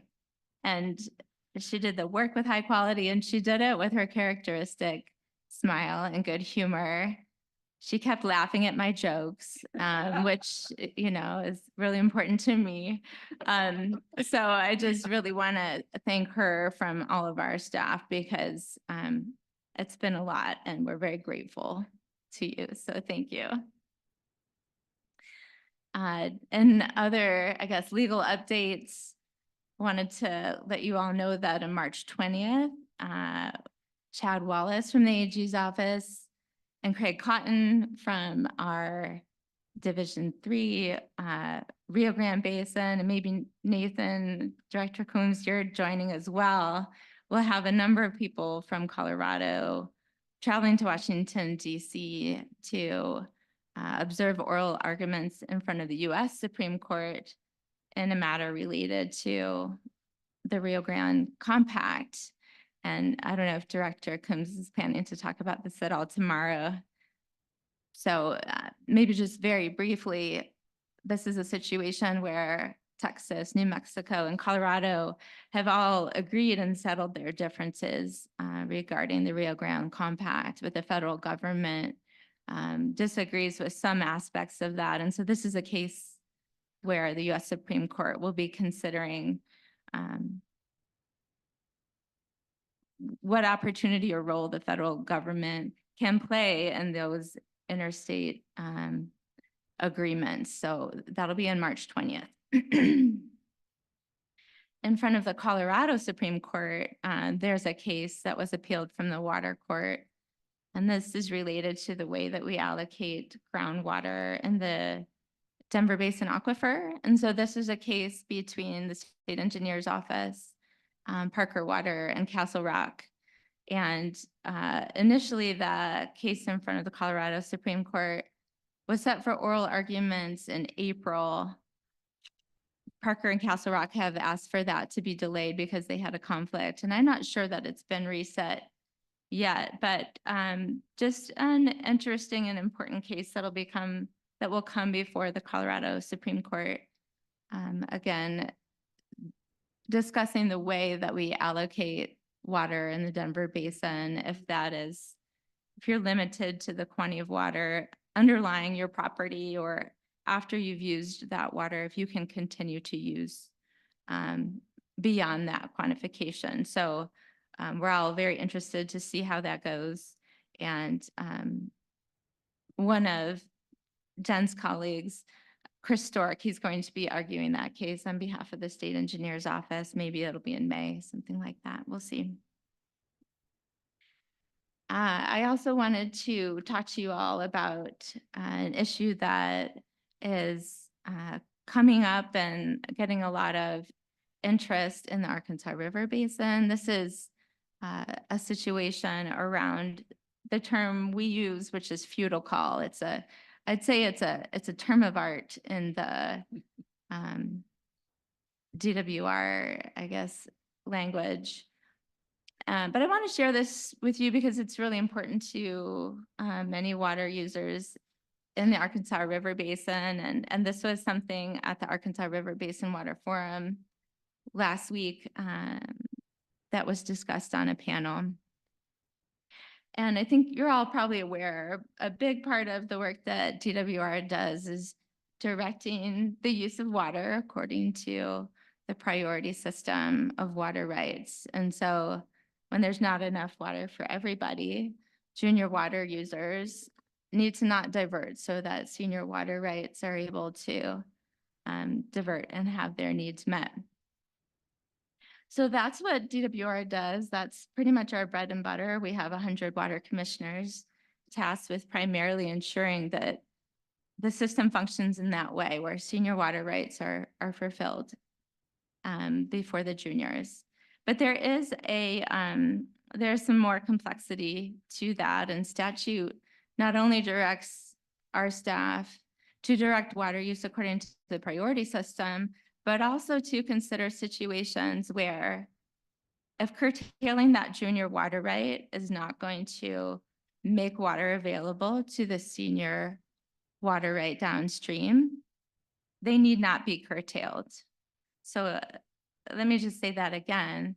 If shutting off the junior water user isn't going to result in water to the senior water users, they don't have to be shut down.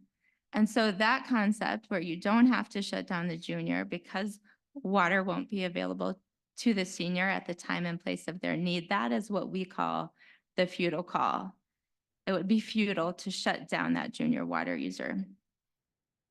And where this commonly occurs is if you have a stream system, maybe a small stream that has a dry up stretch, and you have the junior water user upstream of that dry reach, where it looks like the stream just goes underground and is gone. Historically, that's typically where those junior water rights may have been given an allowance by DWR staff to say, it looks like this water, if you divert it or if you didn't divert it, wouldn't make it downstream to that senior because it's not going to be available to the senior at the time and place of their need. So they will allow that junior to divert.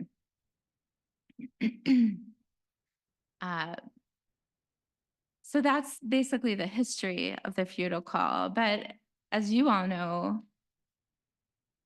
our understanding of the connection between surface and groundwater has evolved both physically and from a legal standpoint in Colorado, that we know that they're in connection with one another. And so although that water that disappears underground may appear to be gone from the system, it's connected. In almost all circumstances, it's connected and it feeds that surface water system. And so we understand that there are certain parts of the Arkansas River Basin where there's a number of water users who have historically diverted under that feudal call. And we know that both legally and physically that is likely depleting surface water streams and senior water users and reducing the amount of water available for surface water users who should legally be able to divert that water in priority. Maybe there's a delay in the timing between the time that the junior diverts and when that water be available to the senior, but in a lot of cases, those feudal call water uses are injuring senior water rights. So that was a big preamble, I guess, about the law of the feudal call, just to describe to you that right now in the Arkansas River Basin, our staff is going through a big outreach effort, talking to water users, helping them understand the law, and that those who have diverted under feudal call in the past are going to need to consider ways that they can make their diversions in a manner that complies with Colorado water law. So this whole year of 2024, our staff is talking to water users. They're not changing administration this year, but rather informing water users that there's going to need to be a change, and talking to them about what their paths are to be able to make their diversions legally in the future. And that might be probably most likely through plans for augmentation, which will provide replacement water to those seniors that right now are most likely impacted by these out of priority diversions. So staff are holding a number of public meetings throughout the basin and virtual public meetings, and also planning to have workshops where individual water users can come in and meet with our staff, talk about their individual situation, because these things are really site specific, and the remedy and the potential to operate lawfully, those solutions are going to be really site specific. So our staff is making themselves available to the water users to talk about what their options might be. So that's the feudal call situation. And the last thing I wanted to share with you guys is, although I know tomorrow there's an item on your agenda about system conservation pilot projects, the DWR staff, particularly on the West Slope, have been pretty busy in the last couple of months looking at individual applications for those system conservation pilot projects. And Jason Ullman, who's one of my coworkers, another deputy state engineer, who one of his job duties as one of the deputies is Colorado River Compact Matters. And so he's been working with our staff around the state. And if it's okay with you, Director Felt, I'd like to welcome Jason up to just briefly talk about just that piece of system conservation pilot projects that GWR has been involved in, and will not overlap with that agenda item that you have tomorrow. Great. That's okay. Yeah. Thank you. Welcome, Jason. Good morning. Good morning, directors. As Tracy said, my name is Jason Ullman. I'm one of the deputy state engineers. And I'm going to be quick so I don't take up too much of the time here, but I wanted to highlight some of the work that our staff has done in support of the Colorado River team's review of the SCPP applications, and highlight a couple of specific nuances with those applications that you may get questions about. You know, did we look at these in full detail? So I'm going to try not to overlap on what Amy Ostick and others will be talking about tomorrow. So there were 56 applications that made it through to be approved by the UCRC last week. So there were significantly more than past years. I'll let Amy talk about the specific numbers, but so we reviewed those applications. The process this year was much longer, which was good. It gave us additional time to do a more thorough review of the application materials, which included which fields, what kind of practice were they changing. But then after those applications, there was a public comment period and then a system conservation implementation agreement. And as with most government things, we have a new acronym, SKIAs. So we reviewed the SKIAs and the verification plans as well with the assistance of Andy Nisevich. Actually, I can't, go without saying how much help Andy has been to review all of these applications and agreements and verification plans. But some of the things we were looking for in those plans is to make sure that they're not injuring other people that are not participating in the program. Because if you did not choose to sign up your field and your water right to participate in the program, you shouldn't be impacted by it.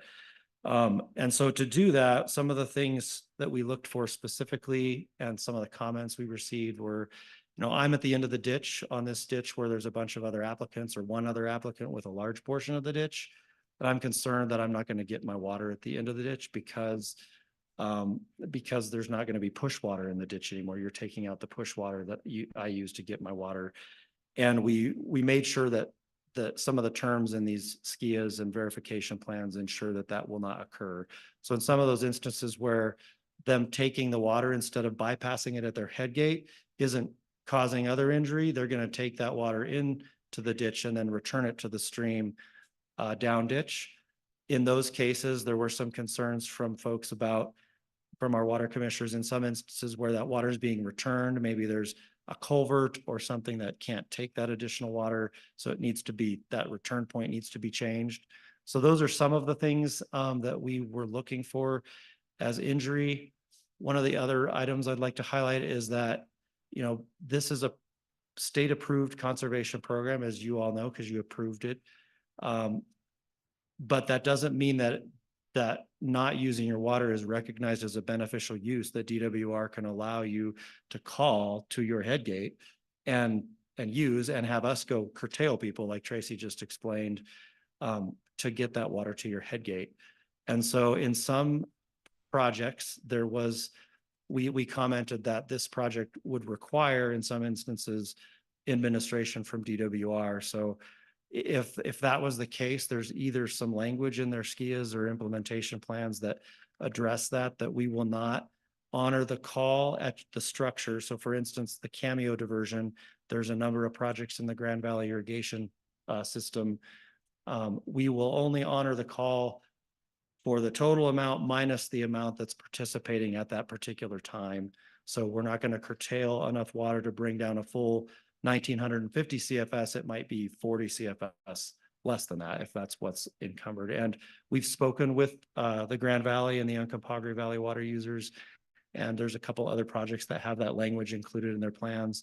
And they were amenable to that language and understand that we will be talking to them about the specific amounts. We didn't highlight the particular amount that we would not honor that we would reduce their call amount by, because some of the projects are, part season fallow, some of them are changing crop types. And so we'll do that evaluation at such time, a few days before they're going to place their call. And then one other item that I was going to highlight is that in some of those big systems like the Grand Valley irrigation system and the Uncompahgre Valley project, you can rotate your water to somebody else. So you could actually, say, I don't want to use my water this year because I'm going to fallow my field. I'm going to rotate it to somebody else that's within that same project, and they may use it as supplemental water to irrigate lands. The lands still have to be within the project. So they may deliver my water at the CQ lateral to somebody else's water at the CL lateral, something like that. We made sure that language for the projects in those two larger systems included the requirement that they cannot get paid for system conservation and then also get paid to rotate their water to have it explicitly delivered to somebody else's head gate. Now it might get delivered because one of the components of this is it's system water. It goes back to the stream or back to the return ditch. And so somebody may actually end up taking that water, but we don't want people getting paid twice to have it delivered to somebody else if they're also getting paid by the federal government to not use it. So those are some of the things I wanted to highlight about our review. And I thank our staff, our division engineers and their water commissioners for doing the work to review these things, because it was not an insignificant amount of work to make sure that we, one, address, comments that the public has made, that some of the water users have made, and just make sure that we're not causing any injury by approving these. So if there are any questions, I can answer those. Thank you. Director Boucher. Thanks, Jason. And, you know, my understanding of the amount of time that everybody put into it is pretty incredible. The thing with a lot of, you know, Colorado-based water rights, the way that maybe land transactions have set up the landscape for some of the ditch operations and how interconnected they are, you know, with Division of Water Resources really having a stronger focus, you know, at the head gate. I think that, you know, it might be worth some conversation about how we dive into, you know, what the state's position on some of this policy might be ongoing, because it is relatively complex. And generally, I understand that there's a very strong opinion that downstream users should not be injured, you know, based on participating in this program. But I think it maybe pointed to some of the complexities. And I don't think that that's necessarily negative. And one of the reasons that I appreciate, you know, this year's round of SCPP kind of focusing more on some of those detailed nuances, because it gets pretty complicated when you start tearing into some of those ditch systems, especially you know, individual owned ditch systems where maybe there was a parcel or two that was sold off over time to a different owner and never really segregated as far as how the irrigation system works. So thank you all. Yeah, thank you for those comments. We definitely had some back and forth discussions about some of the systems where there are some complex interactions between the lands that are participating, lands that are not participating, and the water rights that are participating and not participating. So hopefully we we should learn some additional things about this program this year for sure. Thank you. Director Combs? Yeah, thank you for presenting. I think every basin understands they have their own unique challenges, and sometimes we think ours are more unique than others. In the Rio Grande, where we're having our interactions of the groundwater, surface water, former Director Ryan sent a letter and he used a term that has been in my mind. He didn't want to be put in the unenviable position of having to, you know, administer some of those conditions. And I think as climatic changes impact us farther and farther, Division of Water Resources is going to be always in an unenviable position. And so I appreciate you taking the time to look at the impacts, not just the black and white, but what are the impacts really of what we're doing with the water in Colorado as we get this rush of people and this I mean, as Director McLeod brought out, legislation without considering water. I appreciate you being very deliberate in your actions because I do think you guys are going to be the point of the spear for a lot of, and I just look at Craig Cotton in Division 3 and his name's taken in vain quite often. And so I imagine it is everywhere else. So I appreciate you being deliberate, kind of like what Director Boucher is saying, and really analyzing everything that's going on to try to be to the greater benefit of Colorado, not just the individual situation. So thank you. Yeah, thank you for those comments. I appreciate that. We try to be, you know, as Tracy would say too, like, you know, we're not partial. We try to make the system work. And so. Any other questions? Okay, thank you, Jason. Any questions for Director Kosloff?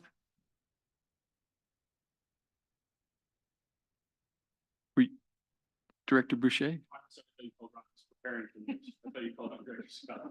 No, I didn't call on anybody, but you were like doing all this motions, so I don't. Excited to be here. Why don't you go ahead, Director Boucher? Thank you, Chairman Phil. I just wanted to say thanks, Tracy, for your time, you know, being here with the board. And I appreciate the sense of humor working with one of the best water agencies in the state. So thank you. Director Sakata. Thank you, Mr. Chair. Director Boucher, you took the words out of my mouth because that's about what I was going to say. But I wanted to add that I apologize that I didn't laugh. I didn't know you were joking. But really, thanks. All the work that you guys are doing is so important. Jason, appreciate that. As you were talking, it was like, oh, it sounds like Division 1. So with our bypass calls and everything that we're dealing with. So really echo what they said. And also to add on your comment, I went to one of the feudal call meetings where Rachel was presenting. It was a crowd of about 50. And I know she's really hitting the row hard to get that information out. I appreciate that.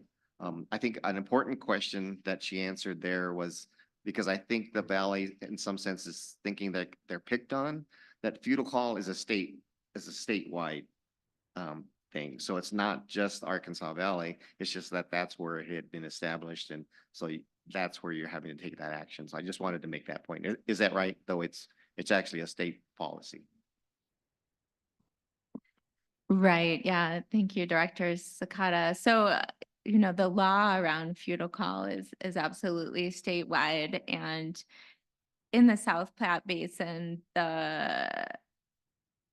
it's been a relatively long-standing requirement that if you seek to divert under a feudal call allowance, that you make a scientific showing of that hydrologic disconnect between the location of your diversion and the downstream senior water rights. And so, that's been in place for quite a while in the South Platte, and in other parts of the state, it can be different because you don't have necessarily a year-round call. So perhaps you would be given an allowance to divert under a feudal call. Let's say it's September, there's a dry stream reach. There may be a senior water right downstream that wants to divert right now in September, but by the time that water would make it through the groundwater, the irrigation season would be over, and that water would not be available to the senior at the time of their need. So it's statewide, but there's also nuances around the state, like everything in water law. The law is the same, but the system is different. And so it may look different elsewhere, but thank you for saying that, Director Sakata. And maybe since I have the mic, I'll just conclude and say again, thank you to you all. Thank you to the staff of CWCB and to you all as board members. It's been an honor for me to be the interim director of Colorado's other co-top water agency. I'm going to keep repeating that until it's not going to happen. But thank you so much. Excuse me. Director Vasquez. You're going to have to coach your replacement on this fight, right? Well, and I'll just say, Tracy, it's been really, I got to work with you on a few things in the past, but it's been really great. Last few meetings having you with us here and just getting to see, experience you talking about, much more the full spectrum of what DWR deals with. And we'll be sorry to see you return to your deputy director position, but I think we have an even greater appreciation of it, having spent some time with you like this. So, thank you. Anything else on this one?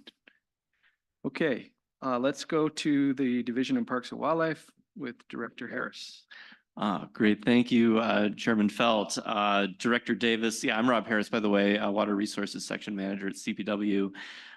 Director Davis sends his regrets that he couldn't be here today. I think it was Director Sakata who mentioned that our commission is meeting today, although they went virtual already. So congratulations to all of you who drove considerable distances to be here. It really is nice to see everybody. Director, can I just interrupt you and say that this just shows that we're the tougher of the agencies?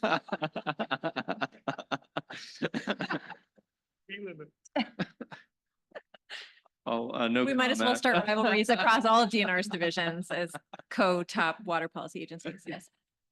This is getting really awkward for the executive director's office. I feel like there's some sibling rivalry going on amongst the DNR family. Moving along. I think it was already mentioned that, yeah, we have our two of our commissioners were confirmed yesterday, Jack Murphy and Jessica Bolo. And so congratulations to them. And also Commissioner Skiba has stepped down, and I know Director Davis would express his appreciation to Director Skiba for his service on the commission. We expect the governor to appoint a new sports person representative to that vacant seat soon. More leadership announcements. Fletcher Jacobs has been appointed as the assistant director of the brand new outdoor recreation and lands branch, and Mike Kortuch as the assistant director for the policy and planning branch. So congratulations to both Fletcher and Mike. I know they're going to do a great job on CPW's executive management team. Moving to the legislative session, there's probably the main bill of interest to many of you will be Wolverine. That's right, Wolverine reintroduction bill, SB 24-171. This bill was introduced earlier this month and would give CPW the authority to reintroduce the North American wolverine to Colorado. And under the bill, as long as the North American wolverine remains on the list of threatened or endangered species under the Federal Endangered Species Act, CPW is not going to reintroduce the species to the state until the effective date of a final rule designating the wolverine in Colorado as a non-essential experimental population. CPW will work cooperatively with federal land management agencies with jurisdiction over federal public lands where North American wolverines may be released in Colorado. And finally, the Parks and Wildlife Commission would adopt rules providing for payment of fair compensation to owners of livestock for losses of livestock caused by the North American wolverine. And that's all I've got on the legislative session. And just my last more substantive comment here. I just want to thank CWCB staff for recommending funding for phase 2 of the West Plum Creek Stream Management Plan using Colorado Water Plan grant funding. This is a novel stream management plan that was initiated in 2020 by CPW and partners including the River Network, U.S. Fish and Wildlife Service, Douglas County Open Space, and the Chatfield Watershed Authority. The stream management plan seeks to gather data and assess aquatic habitat for an important transition zone fishery. West Plum Creek supports 5 species that are considered species of greatest conservation need, and the creek is considered the last intact Front Range transition zone stream.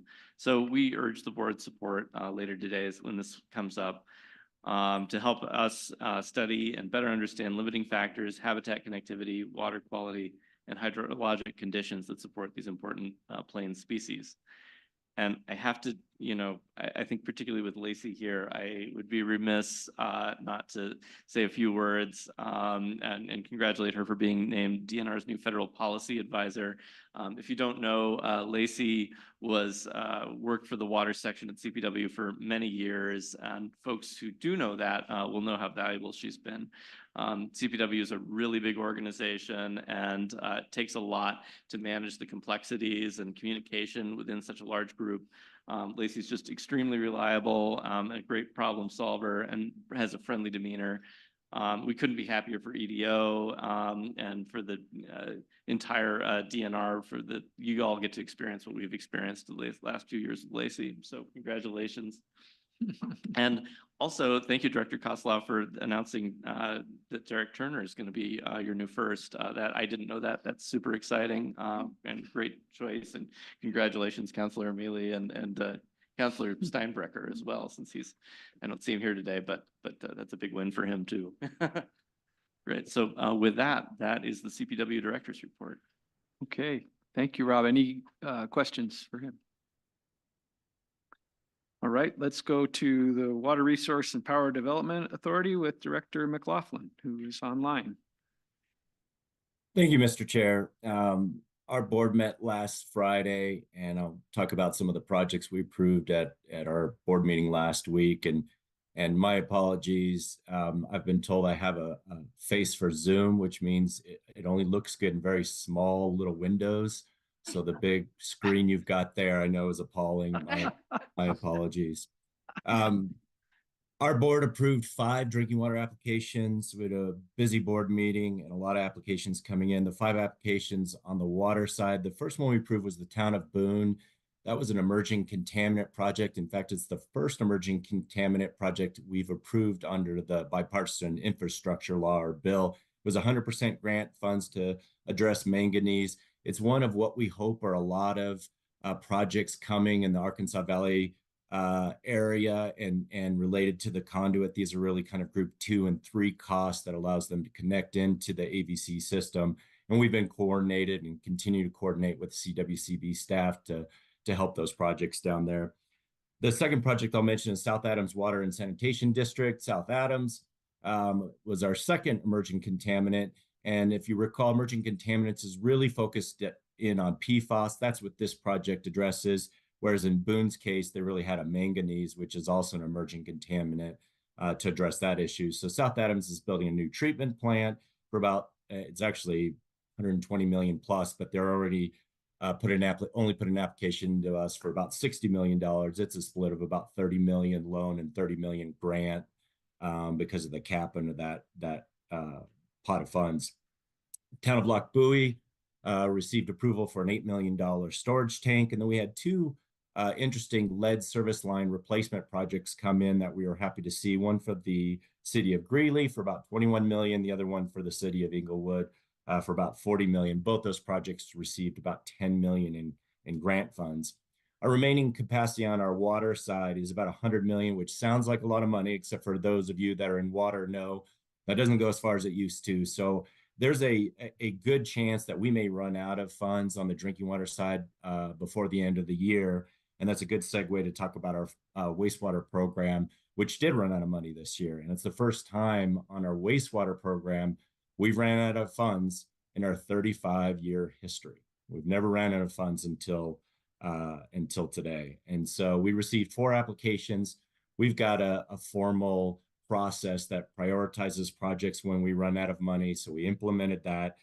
The 2 projects that made the cutoff were Upper Thompson Water Sanitation District, Upper Thompson Sanitation District, and they were approved for an $18 million loan. They've got a water reclamation facility, a couple of lift stations, and a force main. Niwot Sanitation District was also approved. Subsequently, though, they ended up pulling out and issuing loans and bonds on their own. And so that did open the door for a couple projects to come in later because we had already prioritized the other 2 projects, Plum Creek Water Reclamation and City of Manitou Springs. Both fell out, but we're hoping to bring both those projects back at our next board meeting.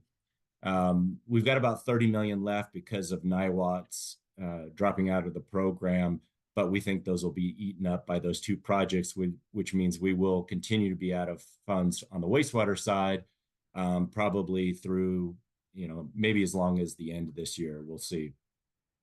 The reason for that, and we've talked about it in front of this group before, but I know you've got a few new board members. Congress approved EPA's budget as part of the process last week when they were working on the continuing resolutions and the budgets. The Senate and the House side had very different numbers in terms of the EPA capitalization grants that we receive under the state revolving fund programs. The House side had cuts of our programs of about 97%. On the Senate side, it left levels the same as last year, which is a cut of about 56% from where we were 2 years ago. So we knew that was the best outcome, was to get sort of what the Senate was requesting, and that's what we got. So while we're happy we're receiving the same funds as we did last year, it is still a cut of over 50% from where we were 2 years ago. And the reason for that is the congressional earmarks. And so the funding levels are actually still at those 2021 levels, but when they strip out the funds that they make available for congressionally directed spending, you hear it referred to CDS, that's then brought our cap grants down and cut them down to that 56% level. So it's an issue we're obviously continuing to work hard on. In other legislative matters, SJR 24004, that's our project eligibility list. We've got an early deadline of April 1st, and so it always moves through the House and Senate, or usually moves through the House and Senate pretty quickly. Happy to report that it was signed by the governor on March 8th, which is great to report. And then the last thing I want to report is our 3 board appointees that were approved in Senate Ag at the same time, I believe, as the 3 board members for CWCB. Director Mike Fabre, representing the Gunnison on Compadre Drainage Basin. Director Steve Vandiver, who's also our chair, representing the Rio Grande Drainage Basin, will serve an additional term. And then Matthew Schuler will replace Director George Corkle and represent the North Platte Drainage Basin. And with that, happy to answer any questions. Okay, thank you, Director McLaughlin. Are there any questions for him? Okay, thank you. Thank you. With that, we're scheduled for our morning break, so we will take 15 minutes. It's basically 11, so we'll be back at 11:15 and move through the next section. Thank you.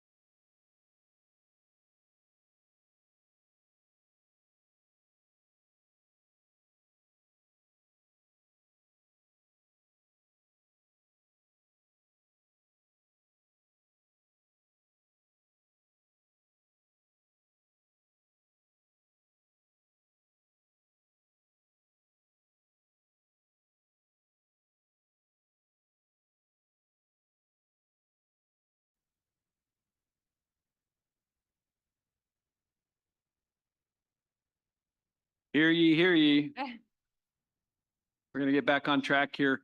Before we jump into item 5 with financial matters, I did want to just acknowledge that we were going to be in person tomorrow. We were going to have a tour of the Spur campus.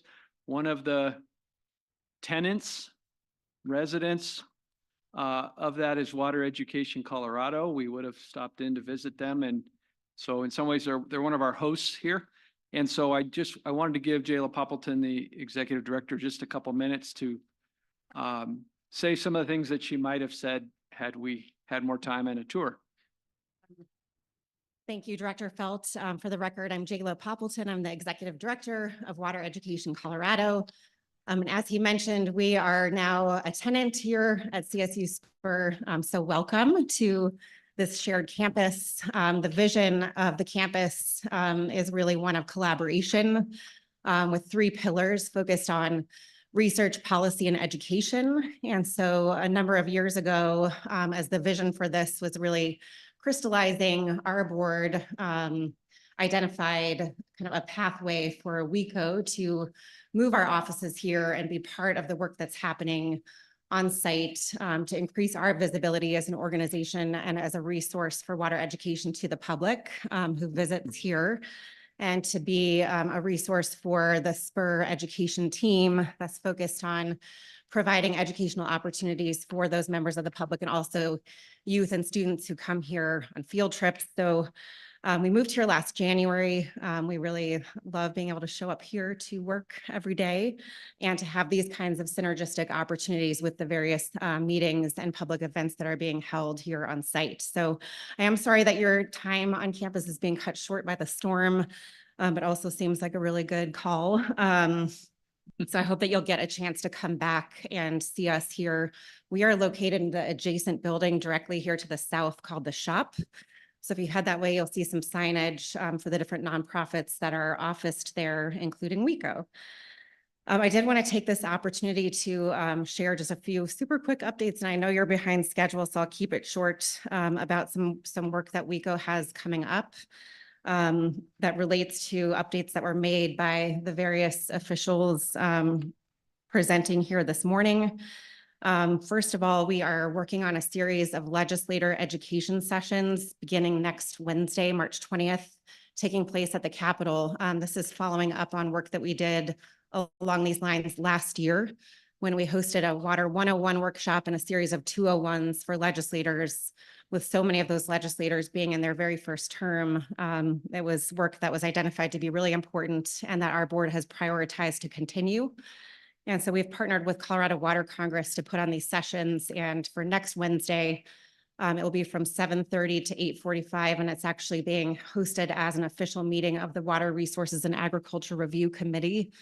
And so working with Representative McCormick, the agenda is going to be covering 2 main topics. And the first is on WOTUS and wetlands. And we're really trying to keep the material foundational. It's meant to be educational, policy neutral. We aren't advocating for a specific pathway or for any of the legislation that those legislators will be considering. We'll be providing background information on just what has led us to be at this point in time, the Sackett decision, where that leaves us, and what the role of the state could look like. And then the second half of that session, we're going to actually be covering what Director McLeod brought up around the idea of the connection between density and planning for growth and how that connects to water supply demand forecasting. And so we'll actually have some of those planners in the room describing how that process looks for them in planning for their water supply. The second one is going to take place 2 weeks later on April 3rd, same time. This is not being hosted as an official committee meeting, but rather just by WECO and Water Congress.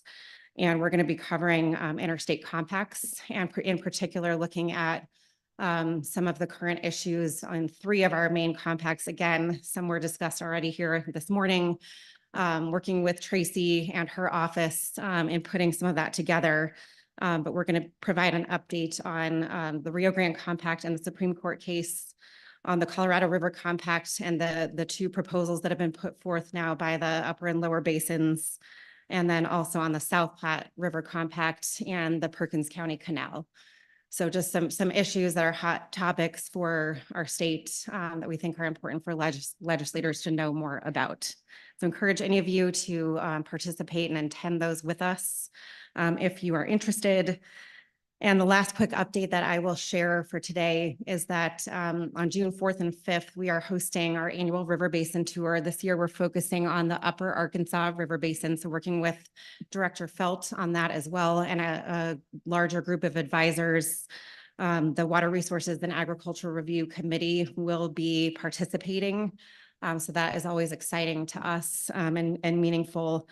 We actually have a presentation that we're giving virtually to the Arkansas Basin Roundtable today, so I won't be joining you for the remainder of the meeting. But that's something that I'd encourage you to consider coming out for to learn more about that basin.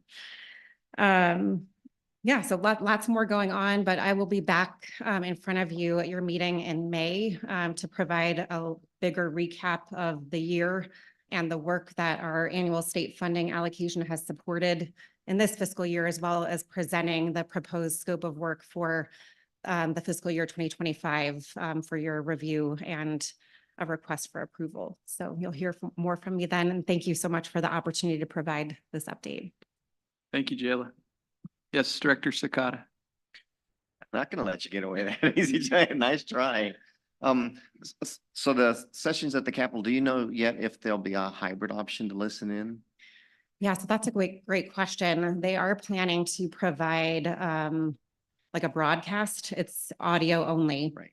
The same way that they would for any of their other standard committee meetings for next Wednesday's meeting. On April 3rd, there won't be a broadcast, but the advantage that we have then is that we can video record it and then we can provide that after the fact, which is how we did them last year. Great. Well, I appreciate that. Appreciate all the work that you're doing. That's so important. I think you better plan for a big room Okay. with the topics that you're covering. And then also just so the committee knows too, I failed to mention this in my report that next week is National Ag Week. So on Wednesday, I think our Ag Commission plans to be there at the Capitol as well, and hopefully we'll join you. And then my final question for you is that which state agency is the best? Oh. No comment. All right, anything else for Jayla? Okay, thank you. Okay, thank you. Yeah. Okay, let's go to item 5 with the financial matters with Kirk Russell. Good morning, Kirk Russell, Finance Section Chief, CWCB staff. I wanted to comment, this is such a beautiful place, but it's nothing like 1313 Sherman. Been to 13, it's pretty nice too. So before I jump into the report, I would like to introduce Zach Salen. We've talked a little bit about Zach this morning. Zach, if you could stand up real quick. Zach comes to us from a consulting engineering firm, and he will be representing the loan program project management in the South Platte. And a reminder, Joshua is our Arkansas Basin representative on the loan program, and then the rest of the state is kind of shared between them. I'd say about 70% of our loans are in those two basins, and that's why we kind of focused two individuals on that. And so I wanted to start out, this is for the new directors, this is a it is a routine report that I provided as it is a non-action item, and I'll walk a little bit slower through this. I know we're short on time, so I'll talk really fast, but I want to walk through this, and sometimes it's a good reminder as well, just what I'm sharing with the board. And so what I'd like to do is focus on really the projections column. The stuff under the current column is just the status at the start of the month of the board meeting. The reason I hand this out as a piece of paper is a lot of times the money that it comes in, timing wise, doesn't really fit the preparation of the board packet. And so I'll hand it out at the board meeting instead. And so under the projection column, we start at the beginning of the fiscal year. Reminder, our fiscal year is July 1 to June 30th. I talk about the unreserved cash balance, and it's a little tricky. The state does not have a lot of loan programs. And so we are working within the state's accounting system, and it gets a little bit clumsy. The state's used to receiving revenue from taxes and handing it out to make highways, bridges, and do things. It's a little odd to have money go in and out in a loan program. And so We kind of do it our own way, or this is how we present it to the board. And so we start with an unreserved cash balance at the beginning of the fiscal year, about $90 million. And it's a little tricky because our fiscal year, the way the projects bill lines up and the end of the fiscal year. So that number is just, you just go with it. That's the number we'll start with, and everything works from that. I talk about under projections on line number 3, cash in from Treasury, P&I. That estimate of projections changes over the course of the year because we get some principal prepayments. We get some loans that just never materialize. There's all sorts of reasons why that might change in a projection, but I try to keep up to date. And the reason that we do this is I try to focus on how much money we have available, unpromised to anybody by this board. And as you know, many times it not only does it take a projects bill to finalize that approval, but it also takes contracting and some other issues. Maybe the project never materializes. There's permitting. Director Wind, as you understand, permitting can cause problems. And so again, I try to track what we have promised so that I know in the end how much we have available unreserved. So you see the cash in from FML, and I do have an error on this. I have no idea how this 27.1 million that I have in there, that should be 10.6. And you can see at the bottom that 27.3, it'll all play out. I try to target a $10 million number at the very bottom. And that is so that we have enough money to keep the lights on, pay salaries and things like that. All that comes out, and I shouldn't say all of our salaries, but a majority of the salaries of CWCB come out of this construction fund earnings. So that should be 10.6 on line number 4.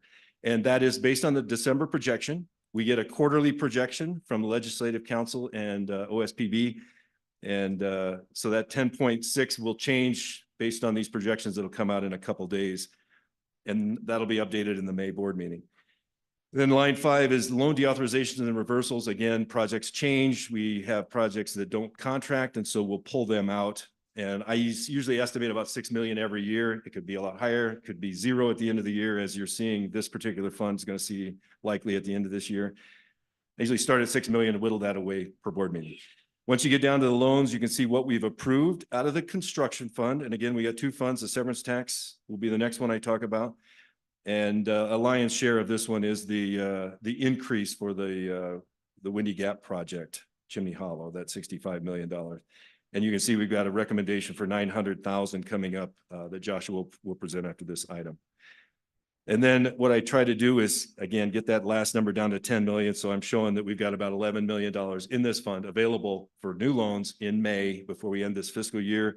May or may not happen, but that's what I have available to avoid a negative or an over-promising, which I'm not overly nervous about because we have a lot of money that sits there and won't be used for many years. And we track that in the project manager's effort. We know how money is anticipated to go out. As an example, again, the Windy Gap project, it will be upwards of 165 million. They will start drawing on that loan towards the end of this year, calendar year, and it'll be a pretty heavy draw. I think you guys, your burn rate is about 10 to 15 million dollars, and so we'll have the treasury lined up to make sure we've got that cash on hand and it's not in investments. Moving down the list, line number 16, because of that fiscal year's bridge on June 30th and July 1st, I have to show last year's projects bill in there because it doesn't actually hit our books until the 1st of July. That's why you see last year's projects bill and the statute refreshes. Line 17 is that operational number that I anticipate that I have in there that is what we're currently in. And so I started the year July 1st. And so I take out that 10 million to keep the lights on during this particular fiscal year we're in. And then line 18 is the auto refreshes. The WECO funding is in statute. And so I just show that as part of that 2.7 million. There's a lot of other items in the statute, and they are refreshes. So when we draw those down, we refresh them back up to a certain number, some of them 500,000. And so that's unpredictable over the course of this year. We'll spend, and that will go down, and we'll increase that back up to whatever the statute number is at the end of the year. Another item would be feasibility studies that Matt Stern manages. And then, and so that's that 2.7 million. It could be somewhere between probably a 500,000 to a 2.7 million, but I just don't know until the end of the fiscal year. Then the last item, that 19, is the non-reimbursable project investment budget that is in the projects bill this year that will be introduced in this session. And again, that bottom number with that correction above should be about 10 million, which I need for future fiscal years or next fiscal year's budget. There will be an increase that'll go up a little bit when we start adding some of this staff, as was talked about in the long bill. With that, I'd be happy to take any questions on construction fund. The severance tax kind of mirrors that same presentation, and it should be a little faster. Moving on to severance tax. Again, the unreserved number was 112 million, which is really why we were allowed to answer the call for Northern's Water Conservancy District's request for NISP, that $100 million request for the project's bill this year. That's in line 10. Obviously, severance tax, you've heard me talk about the volatility. That's one that we track and affects how much money we have available for non-reimbursables, also known as projects bill grants. At the end of this fiscal year, and that we will talk about in September, but that number tends to swing a little bit even in the projections space. That would be line 4. Moving on down, the items to note, 17 is the $3 million that we transfer from perpetual base fund to the WSRF fund to fund the basin roundtables annually. And we've always put an if there's not money available, that money is not a guarantee. We do have a fairly large reserve set up for that. I think it's about 3 years worth of $3 million. So if we go through a severance tax crash, we are able to fund that for 3 years before we have to make some serious decisions on how to fund the roundtable money. Transfers on 18, that's last year's projects bill for the Colorado River recovery and the South Platte recovery efforts. And then the 20 million you see on line 19 is the Shoshone request that is going to be in the projects bill. We transfer that from severance tax to construction fund. It allows us to manage that better. Severance tax is tricky to utilize for non-reimbursables because we have to actually hard code it in statute, and that just is a clumsy way to handle the way we do things. So we transfer it over and then we can manage it in the construction fund, which is a lot more efficient for us. That item number or line number 21 is the general fund transfer. That I track that will be in coming up in the long bill, but you do see that $26 million negative number at the bottom. I have had a lot of requests I shouldn't say a lot, some large requests lately for some large loans.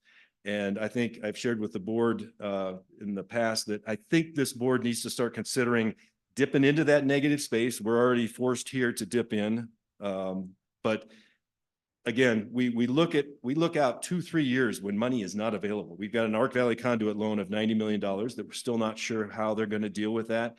That could easily be up 3, 4, 5 years before that is ever tapped. And even if they need the full 90. And so when we accumulate all 50, 60 loans that we have, you add all those up, there's a long lead time with the need of this money where we can make some adjustments. And so we will be looking at ways to over reserve, over promise in the loan program with some, with a lot of confidence from our staff that we'll be fine when the time comes that they will need that money. So with that, I wanted to point out, in summary, we got 9 new loans this year, total of 109 million. Lion's share of that is the Northern or the NISP one. And then we've got 5 loans in increase that we've had to increase, a total of 67 million. An indicator of probably the inflation. It takes us quite a while to get these projects done. And by that time, a lot more money is needed. So with that, I'd be happy to answer any questions. Okay. Any questions for Kirk? Thank you. All right, thank you. Okay, let's go to item 6, water project loans, Trinchera Groundwater Management Subdistrict. Joshua. Thank you very much. Can you hear me okay? Yeah. There we go. First off, I want to welcome Zach for our group. I really appreciate having him. He's going to be a great addition to the team. I do have a little grievance though. For 1 year, my name was New Rachel. I don't hear New Cole. So I'll try to make this quick. It's not as exciting as, say, fighting the Girl Scouts, as you'll find out later. Good morning. For the record, my name is Joshua Godwin with CWCB. This is agenda item 6A, water rights purchase for the Trinchera Groundwater Management District in Castilla County. The project is the purchase of 10 unconfined wells that have a combined historic consumptive use of 985 acre feet. The borrower is the groundwater management subdistrict of the Trinchera Water Conservancy District. And the loan amount is $2.3 million with a rate of 2.1% and a 30-year interest, 30-year repayment. My contact preparing the board memo has been Judy Lopez, the subdistrict's project manager, and Jason Lorenz, the engineer for the project. Here's the project site. The charge of the subdistrict is to provide a source of water to replace stream depletions due to members' groundwater withdrawals and to maintain a sustainable use of unconfined aquifer. The subdistrict accomplishes this in several ways. One is the purchase of surface water rights, and the other through forbearance agreements. And these are payments to which surface water rights do not use the water, and instead the subdistrict may use them to replace their depletions. Oh, okay. Okay. There we go. Both these options are limited by stream flow and by location of the right. And in prices for both, especially forbearance agreements, have risen markedly and making them less valuable options. Leading us to the purchase of these wells and the use of their water to offset depletions. In 2022, the subdistrict entered a lease and purchase agreement for 10 wells for $2.5 million, of which $200,000 was paid at the signing. Also in 2022, the subdistrict built an augmentation pipeline funded through a CWCB loan and connected 5 of the 10 wells. You can see on this map the augmentation pipeline from these irrigation circles running towards the river. This loan will allow for the subdistrict to complete the purchase outlined in the agreement. Here are the financial ratios. Again, the project cost is $2.5 million, of which $200,000 was paid. With the service fee, the loan will come to $2,323,000 with a 2.1 blended interest rate for 30 years. Our financial ratios indicate that they are a strong borrower, and the collateral is the pledge of revenues backed by a rate covenant as well as the water rights purchase for policy 5. And then we have the staff recommendation, as you saw it in your board memo. And then I believe also Jason Lorenz may still be online. I don't know, we're running a little late. He has to say a few words as well if there's questions you have. Okay, are there questions for Joshua? Nope. I'd move for staff recommendation on item 6A approval. Okay. We have a motion. Second, Director McLeod. Any other discussion? Seeing none, all those in favor say aye. And opposed? Motion carries. Thank you very much. I did have one other announcement. I want to say thank you to Kirk for 20 years of service to the CWCB. And if you will join me around the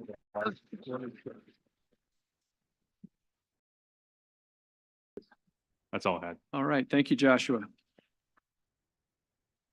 And so now this item 7 is CWCB policy 12 and 14. Is that right? Yes, exactly. So for the record, Anna Moss, CWCB Deputy Director.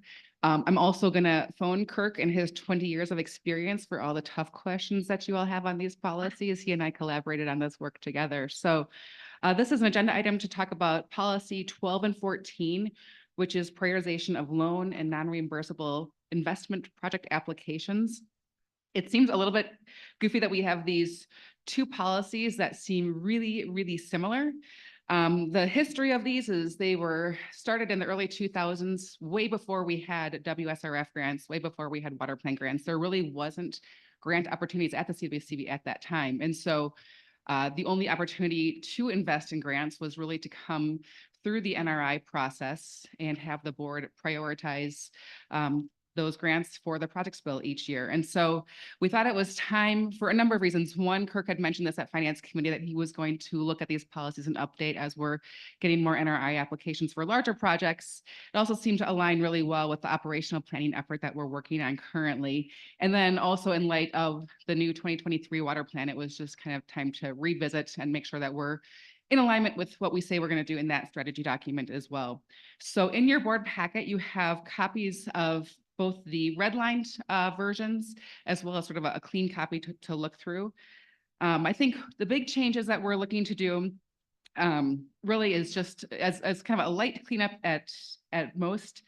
The policy 12 really outlines looking at loans and non-reimbursable investments. And so the intent of that policy is to say our highest priority first is loans, and then with that excess revenue, we can invest in other investments. And so that kind of outlines the difference between the two. And then policy 14 really outlines that framework for those non-reimbursable investments and what's the strategy there on that side of things. So that's the primary difference. Is 12 really says loans first, then other.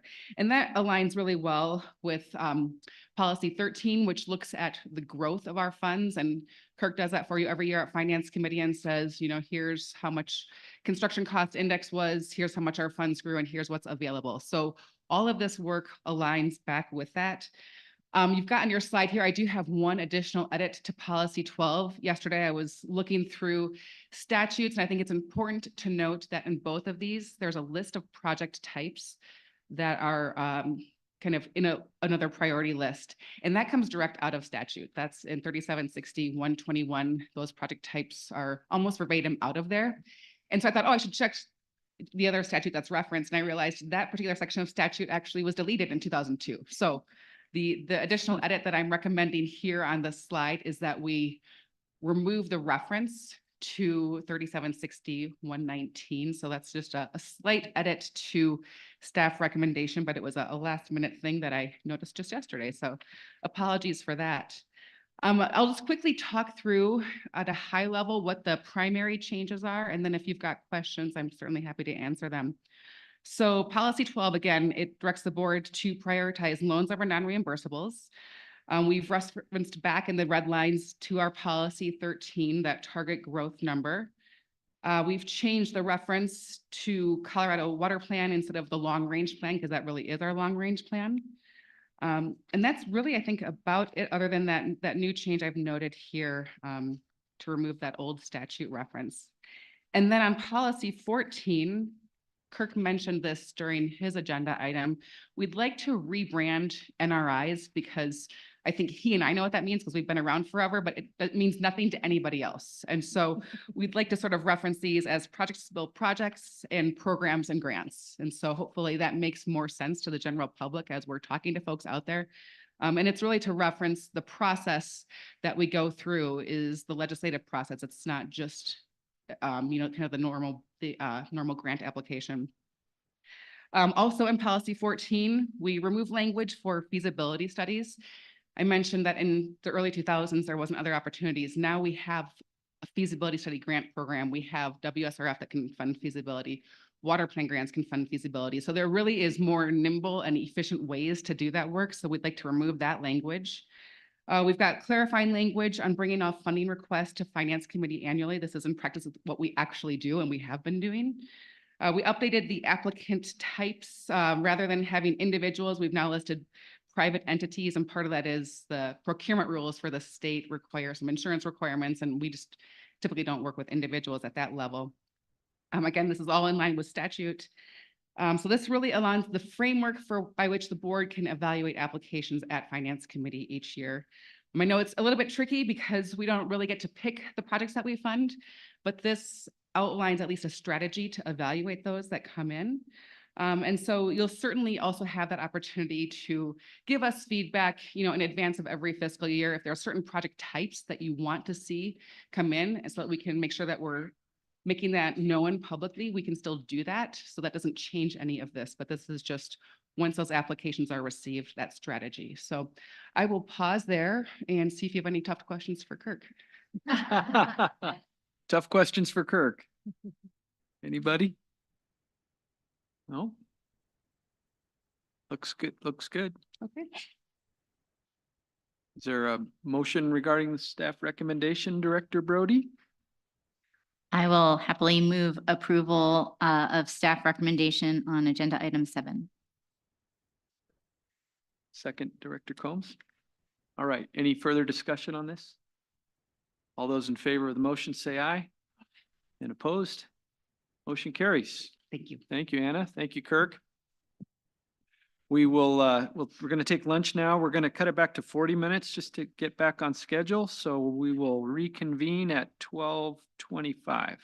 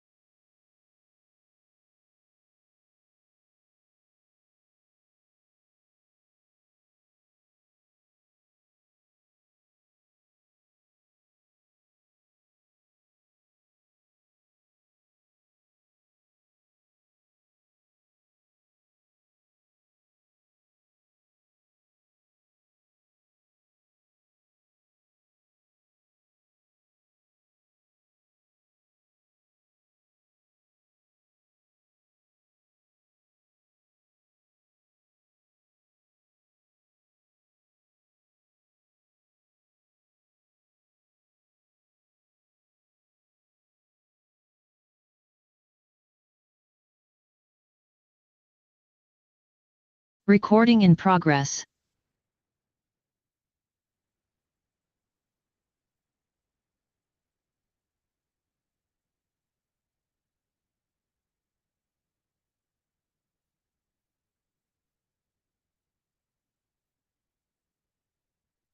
Okay, awesome. Well, thanks everybody for cutting your lunch short. We're just about back on schedule now. And so we're going to launch into item 8, which is the Attorney General's report, legal briefing, and executive session. Thank you, Chairman Felt. This is Jen Mealy here with the report from the Attorney General's office. The Attorney General's report is in the board materials. Of note is the oral argument that Director Kozlov mentioned in the Texas versus New Mexico matter. It is scheduled for next week, March 20th at the United States Supreme Court. The Federal and Interstate Water Unit of the AG's office has been working to protect Colorado's interest in the Rio Grande River since this case began over a decade ago. Colorado does not have any specific claims to defend and therefore supported dividing the argument between Texas and New Mexico on behalf of the compacting states. I do believe Chad Wallace, Scott Steinbrecher, and Shannon Stevenson, who's a Solicitor General for Colorado, will be in DC for that argument. Another aspect that's mentioned in the AG's report and that we're discussing in executive session is that representatives of Colorado have been meeting with representatives of Nebraska regarding the Perkins County Canal, and we will be discussing the legal aspects of that discussion and that issue in executive session. Our team is here, mostly F&I folks. If you have any questions about the AG report, we're happy to answer those.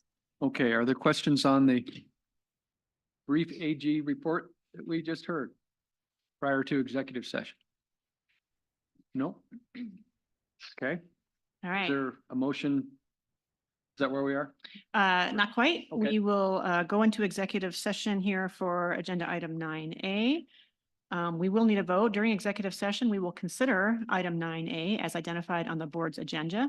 This session is authorized pursuant to the provisions of section 246402(3)(a)(2) and 3 of the Colorado Revised Statutes. We are now ready for a motion. Okay. Director Vasquez. Second from Director Cloud. All those in favor say aye. And opposed? Okay, we'll go into executive session. I guess Viola need a few minutes for that. Okay.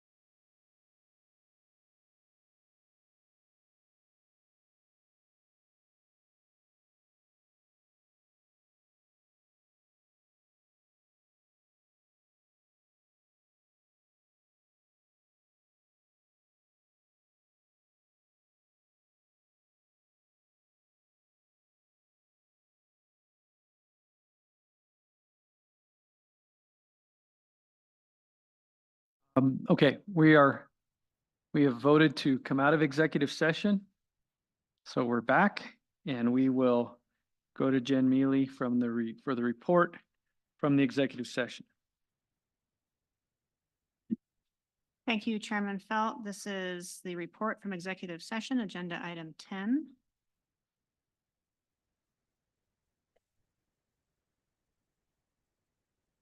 The board went into executive session to consider agenda item 9A pursuant to the revisions of section 246402 3A 2 and 3 of the Colorado Revised Statutes. Discussion during the executive session was limited to that item and no formal action was taken. We are now on agenda item 11. Thank you. Thank you, Counselor. So item 11 is Water Supply Reserve Fund applications from March of 2024. And we have 4 of those with Ben Wade. Ben is not in here. Did they know we're out of executive?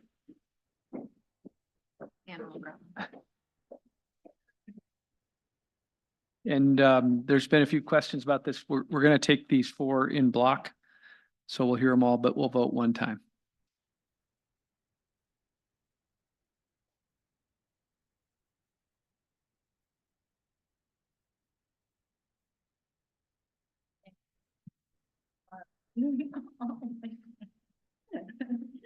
You're all set, Ben. Right. Thank you. Good afternoon, Chairman. For the record, Ben Wade, CWCB staff, presenting items 11A through D. Was meeting outside with some of our applicants today. So this round we had 14 applications. We'll hear 4 of them today, 2 aging infrastructure and 2 drought resiliency statewide requests this round. 2 of those will be presented today. 7 applications were on the consent agenda, and then Director Riss approved 3 of those remaining grants last month. Agenda item 11A. The applicant is Spicer Ranches. Again, all these grants today have been approved by their respective basin roundtables, and staff does recommend approval for all 4. So 11A, they're pursuing WSR funding to enlarge the Mexican reservoir by raising the crest of the dam, modifying the spillway, replacing the outlet, installing a tow drain, and adding riprap on the upstream slope. This board provided a grant back in July of 2022 for the design of the project. And that design was approved by Dam Safety last year. So if approved, after the work is done, they'll be able to hold 200 acre feet, and that'll be allow them to irrigate an additional 70 acres of forage production on top of the 65 acres that they currently irrigate. They do have a deadline of October 31st of this year to enlarge a reservoir, but the applicant does feel that they can get the work done by that time. So on Zoom is the owner of Spicer Ranches, Corey Myring, and we're available if the board has any questions. Okay, are there any questions on this application? Yep, Director Vasquez. If I could just comment, Coy, you're online, I believe. This came to the North Platte Basin at our last meeting of the roundtable in October and was strongly supported to follow on the planning and engineering grant that had previously come to CWCB. One of the basin implementation plan imperatives is to increase storage in the basin, and this goes towards that in a small way. Thank you. Okay. Are there any other questions concerning this application? Okay. All right, great. Thank you, Ben. I'll move on to 11B. The applicant is the City of Idaho Springs. This is the aging infrastructure statewide request. So they are looking to rehab and repair Matty Dam. The dam was built with stacked boulders, and the fine used in between the boulders was sand and a mixture of sand and little small bits of rock. Unfortunately, over time that have washed out, and so it's just now creating the water. Instead of the water going over the dam, it goes through the rocks, and that's creating an insufficient flow into the city's intake structure. And so they'll use grant funds to demolish the old dam, construct a new concrete dam, wing wall, intake structure, spillway and inlet structure. as well as some other components to the project. And this is going to let them result in a 45 acre feet of efficiency savings per year for the city. Have a bunch of folks from Idaho Springs here with us today in person. Mayor Chuck Harmon, Andy Marsh, Michael Katalinich, hopefully I didn't butcher that, and John Kane are here today, and we're available if the board has any questions for us. Are there questions on this one? Yeah, change the slides over, Ben. There you go. Yeah. We were, okay, yeah, we had the last slide still up, but we got it now. No questions on this one? Since y'all are here, is there anything that you wanted to say? The absence of questions means that people understand and support it, but I am Chuck Harmon. I'm mayor in the city of Idaho Springs. I just wanted to thank you so much for taking the time to review this. And I understand the board really diligently looks at the request. And this was very, very important to the city. And I just want to say thank you. thank you.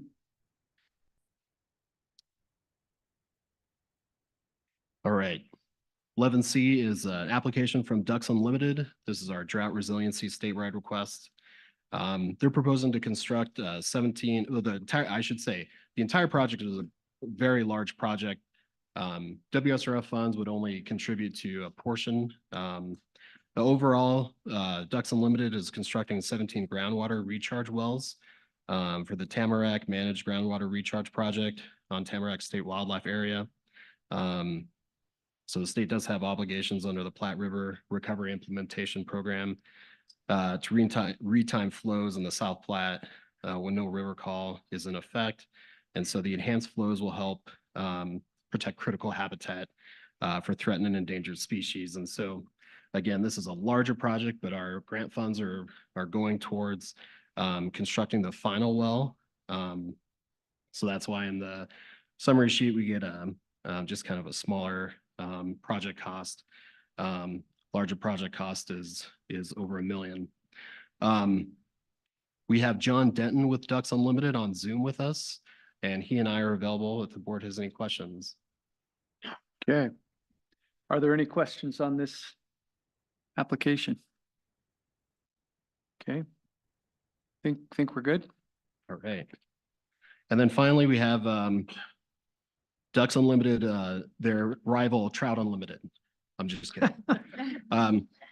This is chapter 145, the Dolores River Anglers.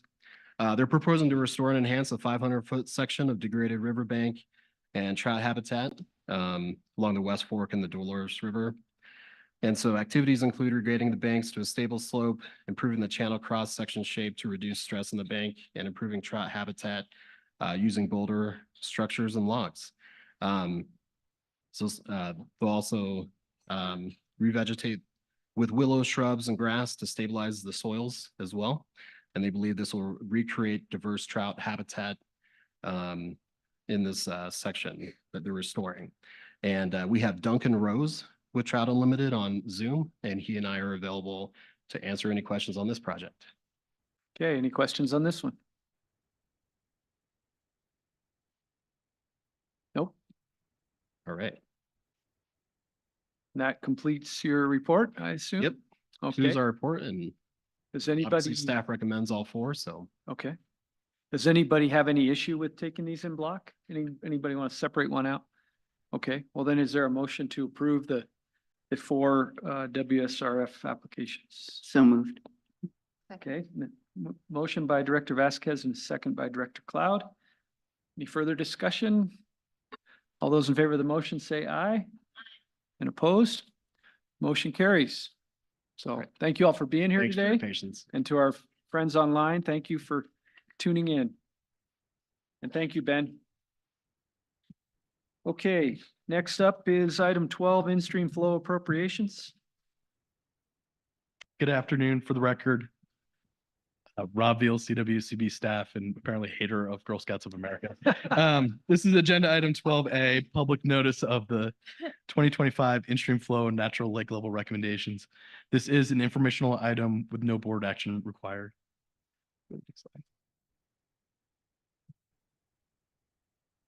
So staff held the annual ISF workshop virtually on February 8th.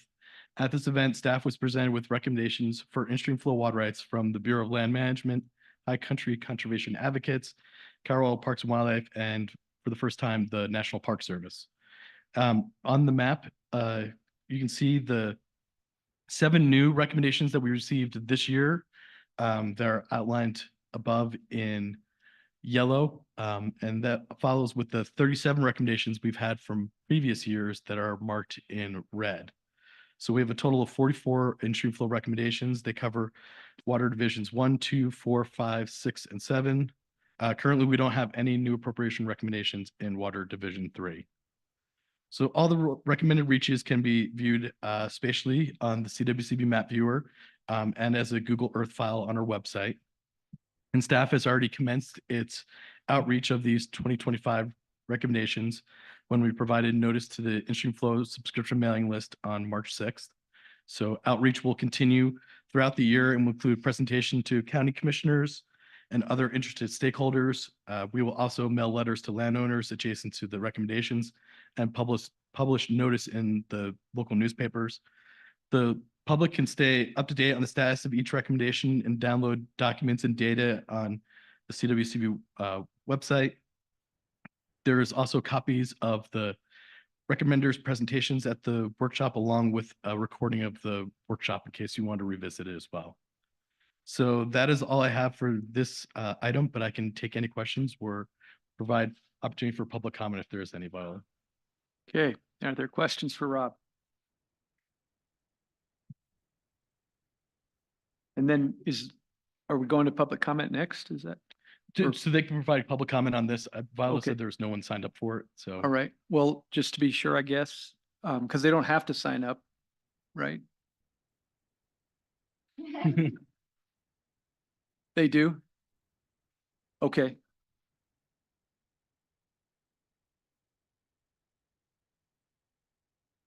Okay. Great, so we don't have any public comment then? Okay. Okay, with that being the case, we can move on to agenda item 12B. And this is public comment on the 2024 in-stream flow and natural lake level appropriations in water divisions 1, 2, 4, and 6. This once again is also an informational item with no board action required. So on January 29th, the board formed its intent to appropriate ISF water rights on 7 stream reaches and 1 lake. Just to remind you what those were, they're on the screen up here as well. And so in water division, where CPW recommended Square Tops Creek and Williams Gulch in water division 1, along with Titan Lake and water division 2. And High Country Conservation Advocates made recommendations in water division 4 for Deer Creek and Splains Gulch. And the BLM made recommendations on North Lobe Creek, along with 2 segments in water division 6 on Wheeler Creek and Ways Gulch. So pursuant to Rule 5D of the rules concerning the in-stream flow and natural lake level program, notice of the board's action was sent to the subscription mailing list on February 5th. This notice provides all parties with the details of the deadline to file a notice and test, which would be due to the CWCB no later than April 1st. At this time, staff has not received any notices to contest or information that any notices are forthcoming. But this is once again, an agenda item is an opportunity for anyone that would want to provide public comment on these appropriations to do so. And of course, I can answer any questions that you may have as well. Okay, so we're opening it to public comment Yes. on this item. Okay, is there anybody in the room wishing to make public comment? And is there anybody in our virtual audience wishing to make public comment? You can unmute yourself and make some noise. Okay, not seeing any, so I think we can close public comment on that. Okay, that's all I have for both items in agenda. item. Okay, Thank great. you. Thanks, Rob. All right. Next up is item 13, request for authorization to proceed to trial in stipulated opposition case. Thank you, Chairman. For the record, Colin Watson, in-stream flow section, CWCB staff. This is an action item, item 13A. So I think the last time I presented something similar to this, it was a request to proceed to trial for a case we had not yet stipulated in. But this is a case we have stipulated in. And we're bringing this to the board for the rare circumstance where CWCB might need to go to trial to participate in defending that stipulation. We don't expect it to happen, but it's kind of to cover our bases. This particular case is in Division 2, Tri-View Metropolitan District. We stipulated recently back in December of 2023, and originally the statement of opposition was October of 2021. It's a change of water rights, and the potential impact for our in-stream flows was to Cottonwood Creek, located adjacent to the town of Buena Vista. There are still remaining opposers in the case. I checked a couple hours ago. There's been a lot of activity, but I think there are still a few opposers left in the case, although a lot are settling out in the last few weeks. And so here's an overview map of the location. Oh, and this case, it's set for trial beginning April 1st, and it's a 5-day trial. So it's kind of coming around the corner pretty quick. Were there any questions on this agenda item or the case in particular? Questions on this one? Okay. As I said, this is an action item, and so pursuant to ISF Rule 8J, staff recommends that the board authorize staff to participate at trial as necessary to defend CWCB's stipulation in the case identified as agenda item 13A included in Table 1. Director Combs? Move to accept staff recommendation on item 13A. Okay. I'll second. Second by Director Vasquez. Any further discussion? All those in favor of the motion say aye. Aye.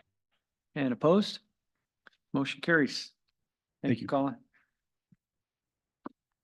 Okay, next up is item 14, in-stream flow acquisitions. Thank you, Chairman Felt. Directors, good afternoon. For the record, my name is Pete Conovitz, CWCB staff.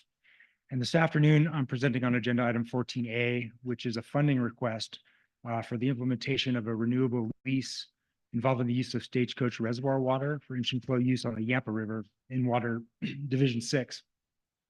The board approved this renewable lease in March of 2022, but this is an action item today because the board must approve expenditures for acquisitions. So we would like to request the money to implement the lease this year. So first, what I'd like to do is review details of the lease because it's been a while since this has been in front of the board and their directors who've joined the board subsequent to that approval. So I'll describe the lease and then I'll talk about the funding request and how that money is intended to be used. So as I mentioned, the board approved this renewable lease in March of 2022. The Division of Water Resources subsequently gave their approval in June of that year.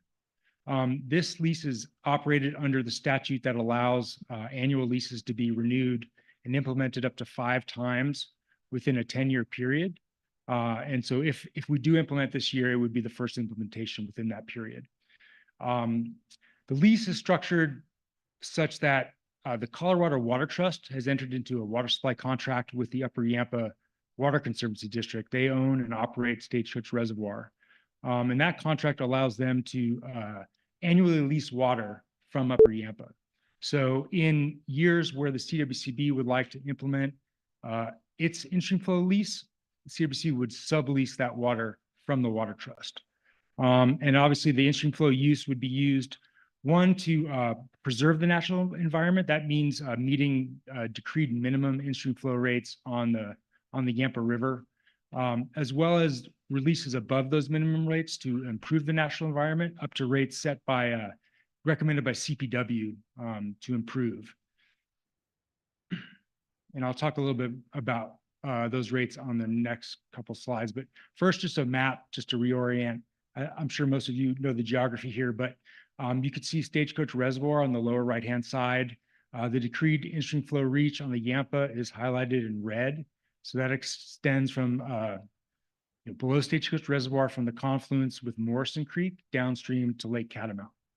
And this is all above the city of Steamboat Springs. So in the operations, I mentioned that the Water Trust has a contract with Upper Yampa. Upper Yampa annually will determine how much water, if any, is available for lease in a given year, and they also set the lease price. This year, Upper Yampa has determined that the lease price will be $54.01 per acre foot. So with an implementation, CWCB would sublease that per our agreement with the Water Trust. And we would make a decision of whether to actually implement the lease by May 1st of the year. So that gives us an opportunity to kind of assess conditions. And then if a lease is implemented, we would coordinate with the Upper Yampa Water District and CPW on the volume, timing, and rate of the releases. And I'll speak to that on the next slide. So the rates that we're talking about for the minimum in-stream flow rates on the Yampa that are decreed at 72.5 CFS from April through the middle of August, and that decreases down to 47.5 CFS during the base flow period. The recommended improvement rates by CPW are higher. They range from 250 CFS during the high flow period down to 100 CFS during base flows. And these rates are based upon a habitat modeling for different life stages of trout. In this reach, we have brown trout, rainbow trout, including the Hofer rainbows that are whirling disease resistant. And there's also native mountain whitefish in this reach as well. So to get an idea of kind of the conditions and the needs on this reach, you can look at this hydrograph. So this is 2023, a good snowpack year with relatively disappointing runoff. I think the year finished out in the basin around 120, 130% of average. I think this year we're at 108% in the basin prior to this incoming storm. But anyway, the blue line here, hydrograph, is the discharge stream flow below Stagecoach Reservoir, so at the upper end of the in-stream flow reach. The orange line is the stream flow at Catamount, so the bottom end of the in-stream flow reach. So the difference between those two is the result of tributary inputs coming in along the reach. So there's three primary tributaries coming in: Morrison Creek, Sarvis Creek, Green Creek. So that accounts for the difference.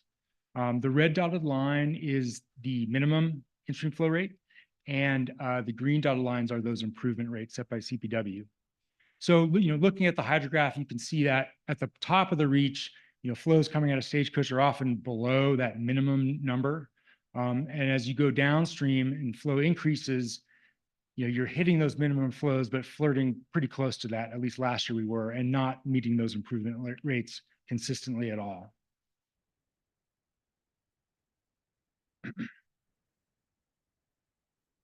So to summarize the benefits, in addition to preserving and improving the natural environment for those fish, all the releases will be used for hydropower generation by Upper Yampa as they run through the dam. And then there may be additional downstream uses. So in the past, the Water Trust has leased water from Upper Yampa and released that water independently from the CWCB in-stream flow releases. Those releases were delivered down to City of Steamboat Springs to mitigate temperature concerns through town. So depending on administration and how it may be administered, there may be an opportunity to sort of reuse that water, repurpose it, and deliver it down into Steamboat for an additional benefit. But otherwise, this water would become part of the native flow and then become available for diversion by downstream water users. So the funding request, as I mentioned, that the board shall approve expenditures for acquisitions recommended by staff.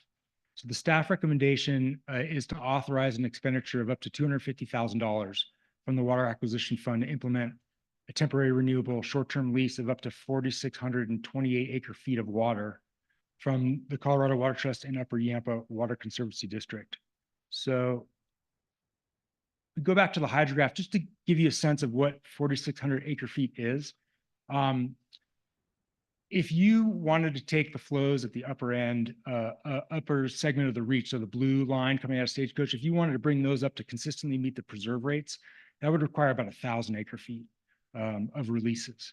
If you wanted to take the flows at Catamount up to those improvement rates consistently for the season, at least what's shown here, that would be about 10,000 acre-feet. If you exclude the high flow period and just go from July through the end of the season, that is about 6,500 acre-feet required to make those flow rates. And then finally, as another reference, if you wanted to just meet the 100 CFS improvement rates for just September, that's about 2,500 acre-feet. So we think that the 4,600 acre-feet gives us a pretty decent flexibility to make releases as the conditions would warrant and meet some of those improvement rates. I mentioned that the CWCB would only pay for the water that's actually released. So this isn't a use it or lose it situation. So we'll be able to assess, snowpack going into the runoff period, as well as, whether we're going to get a monsoon. So that would dictate, what kind of releases we would make in consultation with CPW. So that is the staff recommendation. I'm happy to try and answer any questions that the board might have right now. Yeah, Director Boucher. Thank you, Chairman. I should have done this at the beginning of the agenda item, but in transparency, I do sit on the board of the Water Trust for our new board members. It's a voluntary position as a board member, and I receive no personal compensation from this project or otherwise, but I did want to put that out there. Thank you. Okay. Yep, Director Wind. Thank you, Mr. Chair. Pete, good to see you. You're missed in Northern Colorado. I'm curious about, there's a reference to the 2021 water marketing policy. What was the basis of negotiations for the annual rate as related to that policy? I'm not familiar. It's been a while since that, but I think that is, that initial rate was negotiated and then is subject to an escalator each year based on the CPI adjustment. That's what I understand. If I might, and does the policy, is it CWCB policy or was it Water Trust policy that's referenced there? I believe it's Upper Yampa Water Conservancy District policy. Okay, thank you. Okay, looks like Director Brown has a question. I don't have a question. I was just making sure all was in order for me to make the motion. I don't want to rush anyone if there's additional questions. Okay, I'll come back to you then. Thanks. I do have a question, Pete. It looked like the in-stream flow reach was between Stagecoach and Catamount. Is that right? That's the decreed segment. Yep.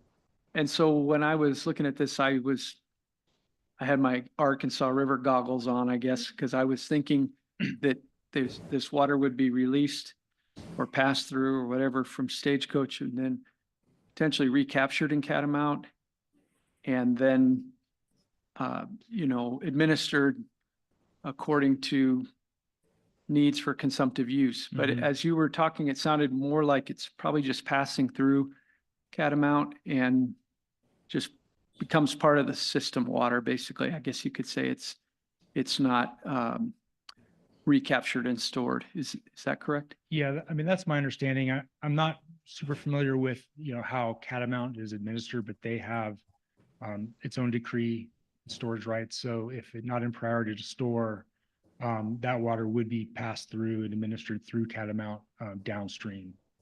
Okay. So then this is one of these topics I brought up before. So in other words, we're able to release this water to achieve the benefits, but then we lose control of the water once it's released. Yes. So when I say we, I mean the people that are involved in the entities that are. Yeah. So once, it's used for that beneficial use, it becomes, part of the native flow with the caveat that, as I mentioned, the Water Trust has made releases through from Stagecoach before to deliver to the city of Steamboat Springs. And so in our agreement with the Water Trust, they do have the ability, if possible, to kind of not remarket because they're not going to be seeking compensation, but to reuse that water to potentially help temperatures through town.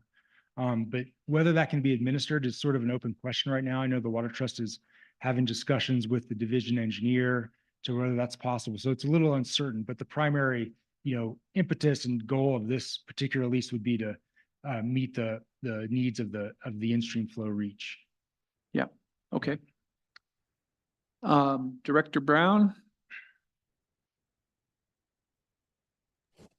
Thank you. I would move to approve staff recommendation on item 14A. Oh, no, yes, that's correct. Sorry, yes. All right, we have a motion. And a second by Director Brody. Any further discussion on this one? Okay, all those in favor say aye. And opposed? Motion carries. All right, thank you. Thank you, Pete. Okay. This is Somehow- crazy. This is crazy. We are time travelers. All right, well, we're going to take a 15-minute break and whether we need it or not, because we've got 34 water plan grants coming up. So let's take a 15-minute break. We'll be back. Let's call it 2 o'clock. And then we'll dive into this stack. Recording stopped. Right now, because you're gonna.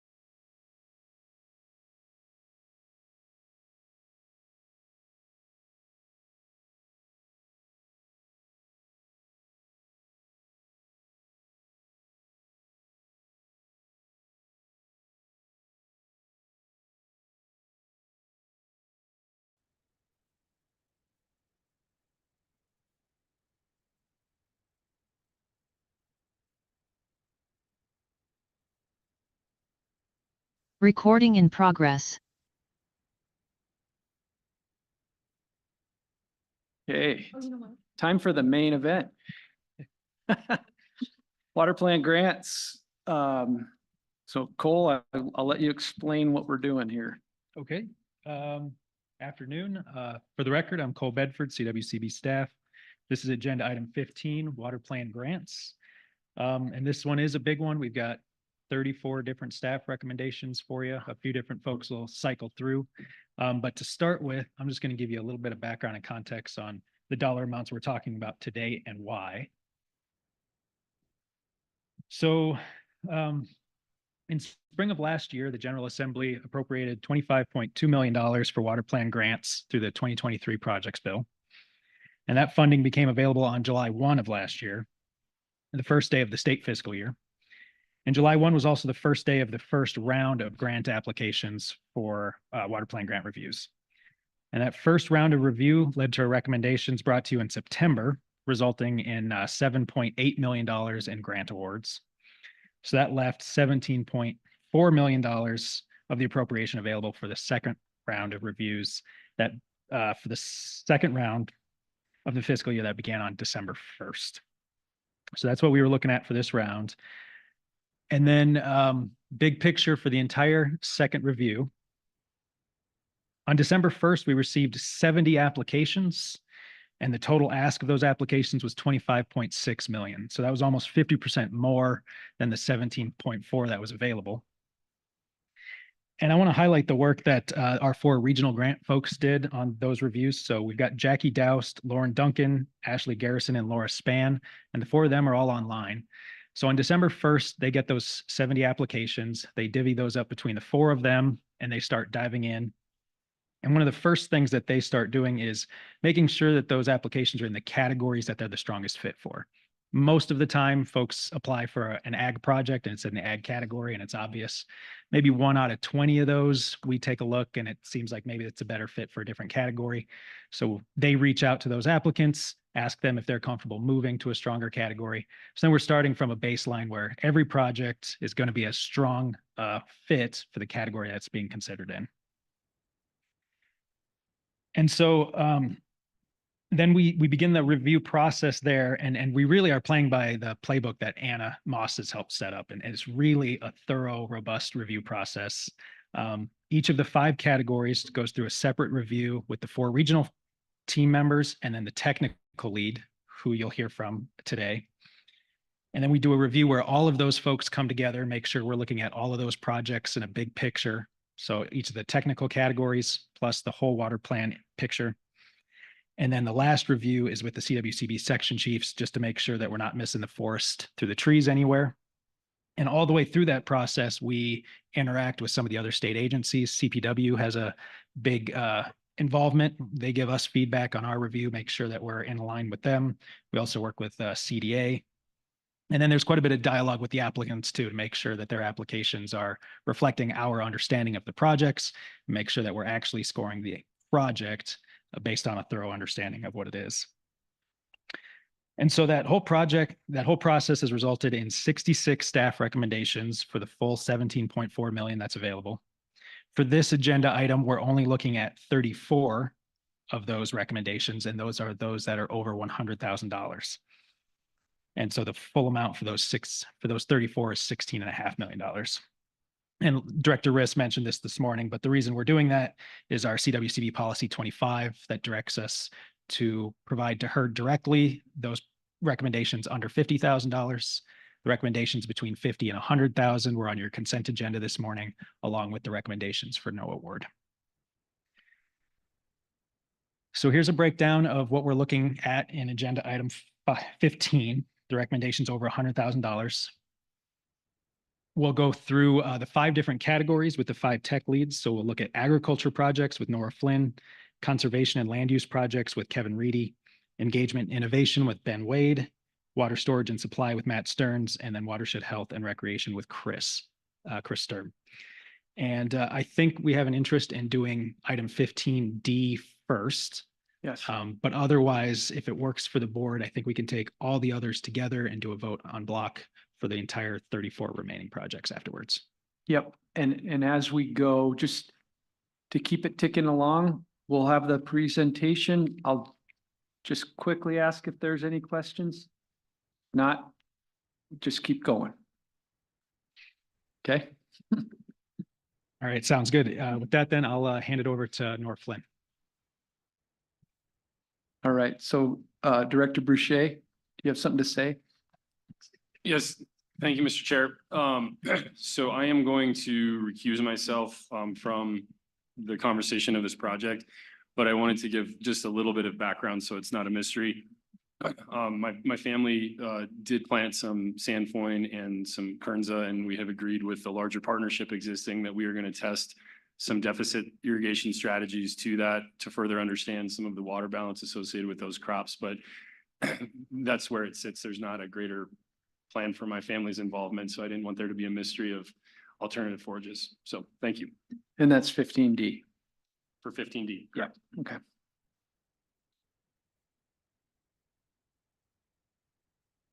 Hey, Nora. Okay. Hello, I'm Nora Flynn, CWCB staff. The applicant is Trout Unlimited.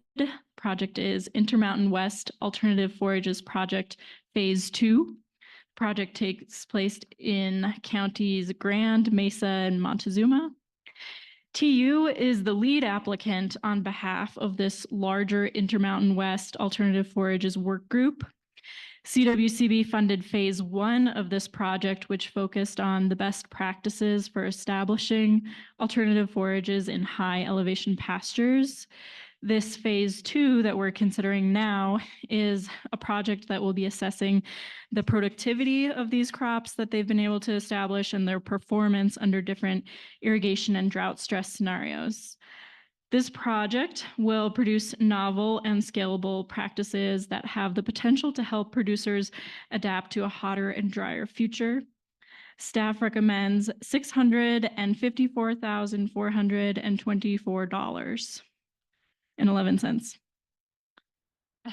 Okay, are there any questions? And if not, we are going to vote on this one because Paul's stepped out. So is there a motion to approve this one? Director Wind in a second. Director Cloud. Okay, all those in favor, say aye. Aye. Opposed? Motion carries. All right. Yep, but you can keep going. We can go back to A. Okay. The applicant is, this is 15A, Colorado Open Lands, charting a new course for water smart land conservation in the South Platte River Basin. Funding will support Colorado Open Lands in convening a diverse technical team to develop strategies to conserve irrigated farmland in the South Platte River Basin. Irrigated farming has been an important economic generator in the South Platte River Basin. And the strategies that they are developing will involve the application of several tools that already exist, such as the Conservation Easement Tax Credit and water leasing opportunities, with the goal of figuring out how to keep new or established farmers farming in a more economically feasible and financially sustainable way. So staff recommends $268,788.88. Any questions? Okay. Colorado State University has a project titled South Platte River Basin Salinity Study. Funding will support the study and characterization of salinity within the South Platte Basin. They're going to investigate how severe and what is the variability like of salinization in land and water in the South Platte River Basin. The study will collect extensive data to help support a search for solutions to salinization where it exists as an issue for crop production, wastewater management, all of those important uses. And this work will be led by researchers at Colorado State University, but the research ideas have been co-developed and will continue to be overseen by the South Platte Salinity Stakeholder Group. Staff recommends $464,361.49. Questions? Okay. Mormon Mesa Ditch, the project is titled Mormon Mesa Ditch Improvement Project. The location is in Mesa County. The Mormon Mesa Ditch Company is seeking funding to fix 400 feet of ditch, which has been damaged and is unusable. It was damaged by erosion. The land irrigated by this ditch includes several family ranch operations and is a high priority area for the Habitat Partnership Program. The Habitat Partnership Program is run by Colorado Parks and Wildlife. One of the main goals of the Habitat Partnership Program is to reduce agriculture and wildlife conflict. In this case, there's a high value in the habitat for deer, elk, and moose on these lands. So restoring irrigation to these lands would continue to provide forage for ranching, but also keep these conservation values such as habitat connectivity and grazing for large wildlife intact. This project represents a partnership and work towards a sustainable future that hinges on the use of water. Staff recommends $272,289. Questions? Okay. Trout Unlimited Montrose, the Middle Colorado Ag Collaborative. CWCB has funded phases 1 and 2 of this project, which is a tact that staff at CWCB appreciate because this phased approach demonstrates a commitment to steady progress and results in a more accurate construction cost estimate, which is where we are today with the construction phase of this project. Funding will support the modernization and upgrading of several diversion structures, which will accommodate multiple benefits, including irrigation of farmland and fish passage, such that 7 miles of the Elk Creek drainage and adjacent Middle Colorado drainages will be open to fish spawning from the Colorado main stem. Staff recommends $1,500,000. Questions? Okay. Western Slope Conservation Center project is North Fork Consolidated Diversion Improvements, takes place in Delta County. Funding will support the design and engineering for diversion modernization. The needs of this project were identified in the North Fork of the Gunnison Irrigation Management Plan. The projects identified will serve multiple benefits to water users, including more efficient, reliable access to irrigation water. The structures will allow for fish passage. There will be enhanced riparian habitat as the result of the improved structures, and there will be improved recreational boating safety. Staff recommends $636,663. Questions? Okay. This is my last one. Western Water Partnerships, the Los Animas Water Sharing Program takes place in Bent County. Funding will support the development of a water sharing agreement between farmers on the Los Animas Consolidated and Consolidated Extension Canal with other water users. The grant will fund a stakeholder process and information gathering that will precede any water exchange. Currently, the farmers are able to lease water on a year-to-year basis from the Public Service Company of Colorado. One of the goals and what would be a successful outcome of this desired water sharing agreement is it will be a perpetual agreement that gives the farmers long-term assurance of access to water for farming, which will greatly improve their ability to plan on a longer time horizon. This grant will provide funding to facilitate a steering committee through critical conversations about how the water sharing agreement will function and answer key technical questions so that all the concerns and needs of water users involved can be addressed. The aspirations of the project represent a novel and scalable approach to collaborative water sharing agreements. Staff recommends $245,738. Questions? Okay. Thank you, Nora. Yeah.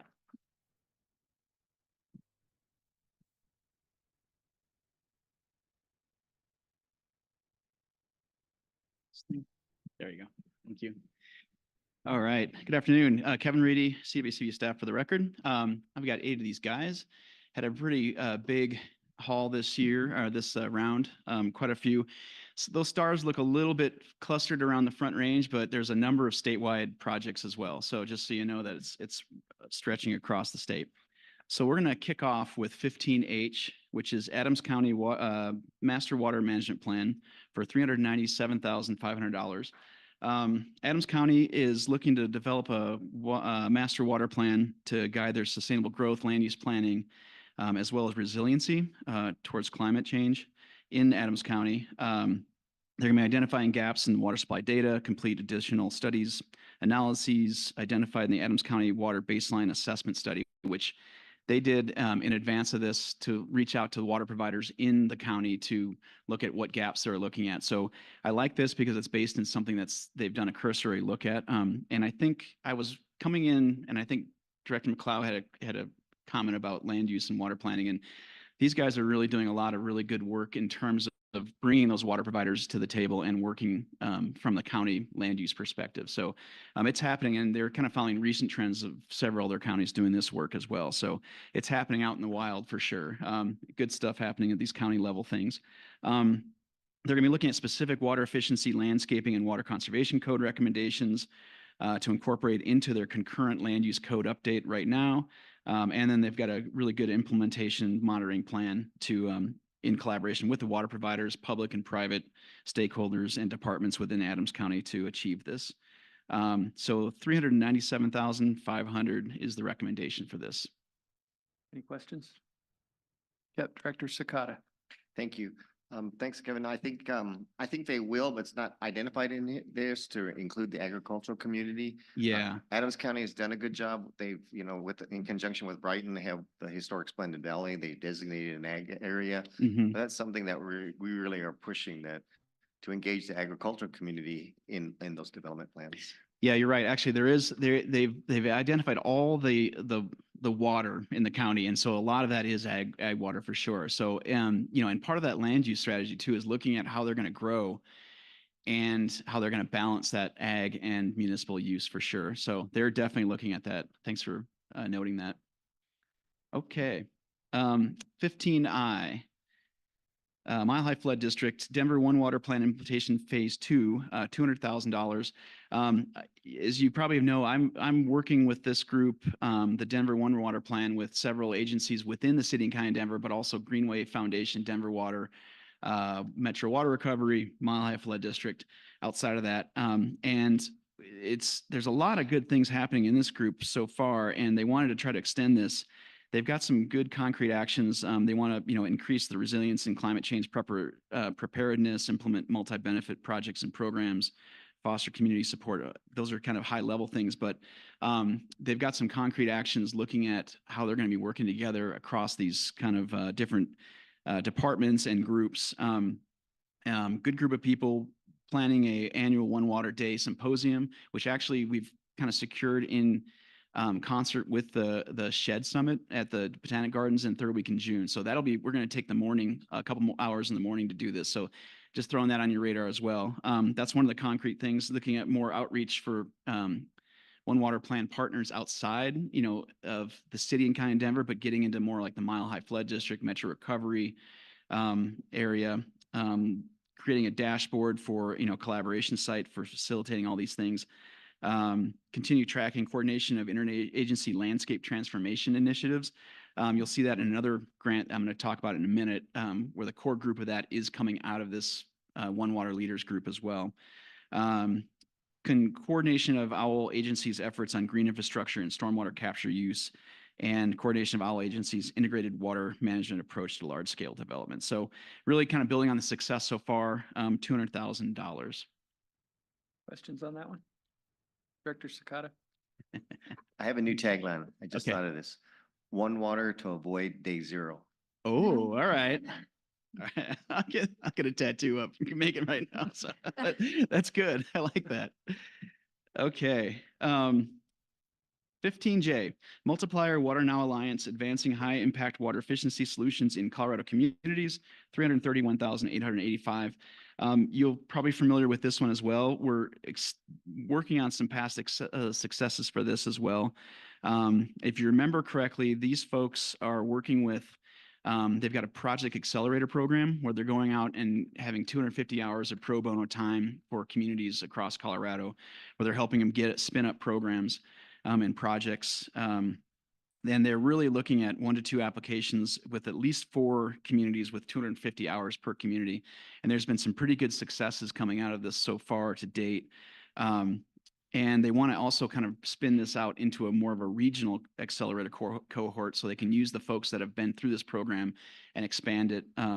Much like Sonora Institute does with some of the stuff we're doing with Growing Water Smart, they're creating a kind of a group where they can hash out and talk about experiences and trade ideas. They also want to increase the level of federal funding for Colorado communities and looking at the Water Smart program from Bureau of Reclamation, I'm sorry. And they want to increase it up to about 20 to 25 communities where they're going to be working with them, but really looking at 5 to 7 in-depth application assistance. And so far to date, I've got some numbers here that they've hit about 13 successful applications, securing about $6.8 million in federal support and leveraging approximately about $22 million for water efficiency programs. So again, it's kind of that extension going beyond what we can do all at once, but they're really working out and working these folks. And a lot of these folks have kind of, like I say in the past, it's an ecosystem. You know, a lot of these folks have been through our Growing Water Smart workshops. They're getting this information. They're coming out of that with some plans. They're going into this next,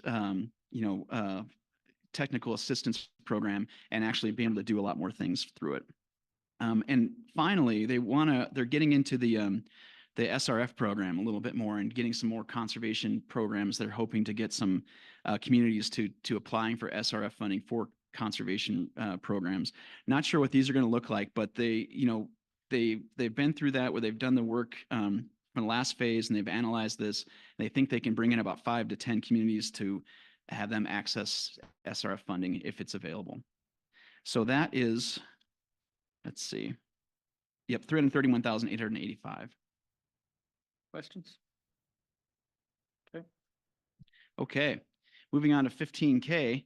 Rocky Mountain section of the American Water Works Association, statewide commercial, industrial, and institutional water efficiency program.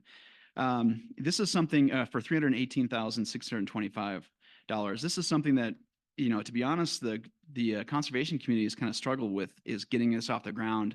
We've had some successes over the 20 years that I've been working on this stuff, but this seems to be a really good push based on a couple workshops we did a couple of years ago. But they really want to organize and establish a scalable CII water efficiency program through collaboration with local water providers and partners, develop a comprehensive guidance document with the following components: background in CII water efficiency in Colorado, and CII is commercial, institutional, industrial. I don't want to be throwing out acronyms all over the place, but and then also methods to support a program based on water provider resources and ability. So kind of scaling it to what people can actually do. We've kind of run into that where, maybe they don't have the capacity, maybe they don't know who to reach in those customer bases for CII. So it's really kind of bringing it to them and helping it, meeting people where they're at. Provide training on on-site CII water efficiency assessments and establishing online resources library for easy access to pertinent information and tools. And there will be a couple workshops within this effort as well. And there's a ton of letters of support from a lot of people. They really like this one. So anyway, 318,625. Questions? Okay. Okay, on to 15L. We've got the Sonoran Institute Colorado Growing Water Smart, which I mentioned before. They want to do 2 more Growing Water Smart workshops, one East Slope, one West Slope. I know we're looking at something in Northern Waters jurisdiction up maybe in Estes Park, and Northern's on board. They've been a great partner in this program so far, and we're looking at talking to the River District as well as the Southwest Conservation District as well. So to look at another West Slope. The one we did last October was very well attended. And it was a really good group of people out in Grand Junction. They got a lot done from that workshop. So 2 more of these workshops plus technical assistance afterwards for folks that have been through the program. There's been a couple of grants in this cycle that actually were coming out of the San Luis Valley workshop as well from a couple years ago, and they're starting to do some good stuff based out of what they planned in those workshops. Ongoing the training and engagement through the Sonoran Institute led peer network, which I mentioned earlier, that's kind of similar to what Water Now Alliance wants to do with the cohort for the funding.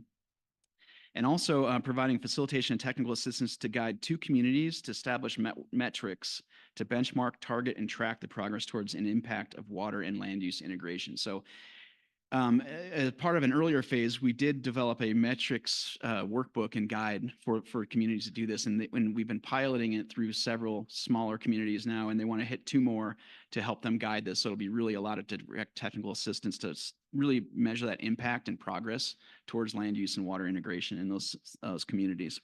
So it's been a really highly successful one. Really can't say enough good things about this project. So $446,783.66.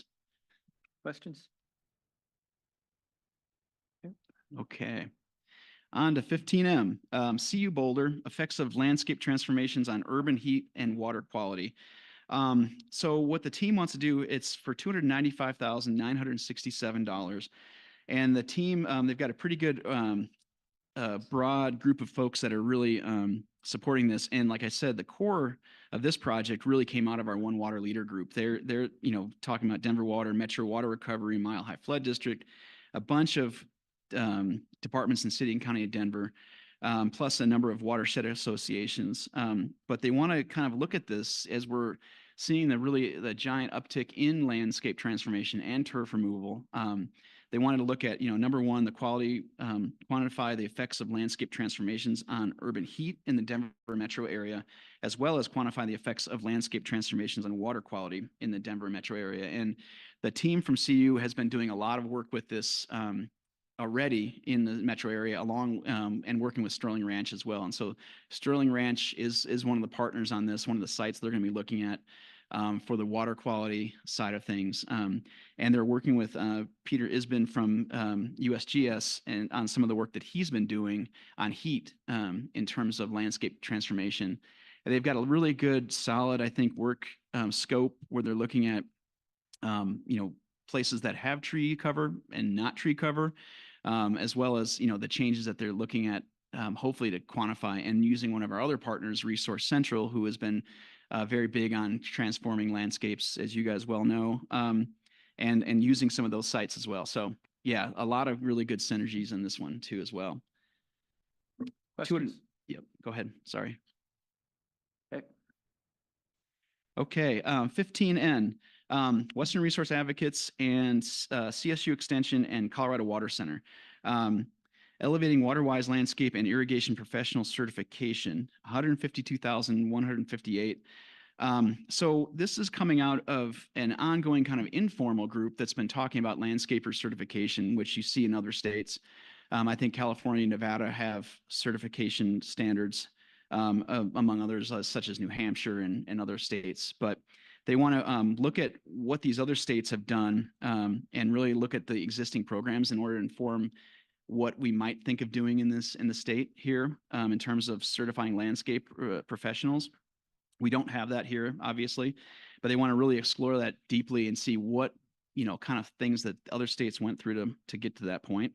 Learn about the education certification programs that exist already here in the state, and not reinvent the wheel, but see what we've got and what can go into something like this. If that was the case, the end result was, having a huge set of stakeholders, a lot of water providers, the landscape industry themselves, the Association of Landscape ALCC. They are supportive of this as well. They think it's time that they do this. They've done some survey work with professionals, and the applicant has found that yes, people are really kind of more on board than they were maybe 10, 15 years ago. But looking at all these diverse stakeholders and seeing what the path forward would be the best going forward. This in concert with something that's on our consent agenda as well from Colorado Springs Utilities, they're looking at a strict, more education and non-regulatory way to go too. So I think these two are very good complementary bookends. And we talked to both of them and we said, you need to talk to each other as you're going through this project so you can sit on each other's steering committees and make sure that you get the best, out of both, best of both worlds here and see where you fall. Because there could be a continuum between pure education or certification. So that's what they want to find out and see if it's possible. But a lot of good support from Northern, Fort Collins, Aurora, Colorado State University, obviously, and then Metro, the Colorado and South Platte roundtables as well. Questions on this one? Okay.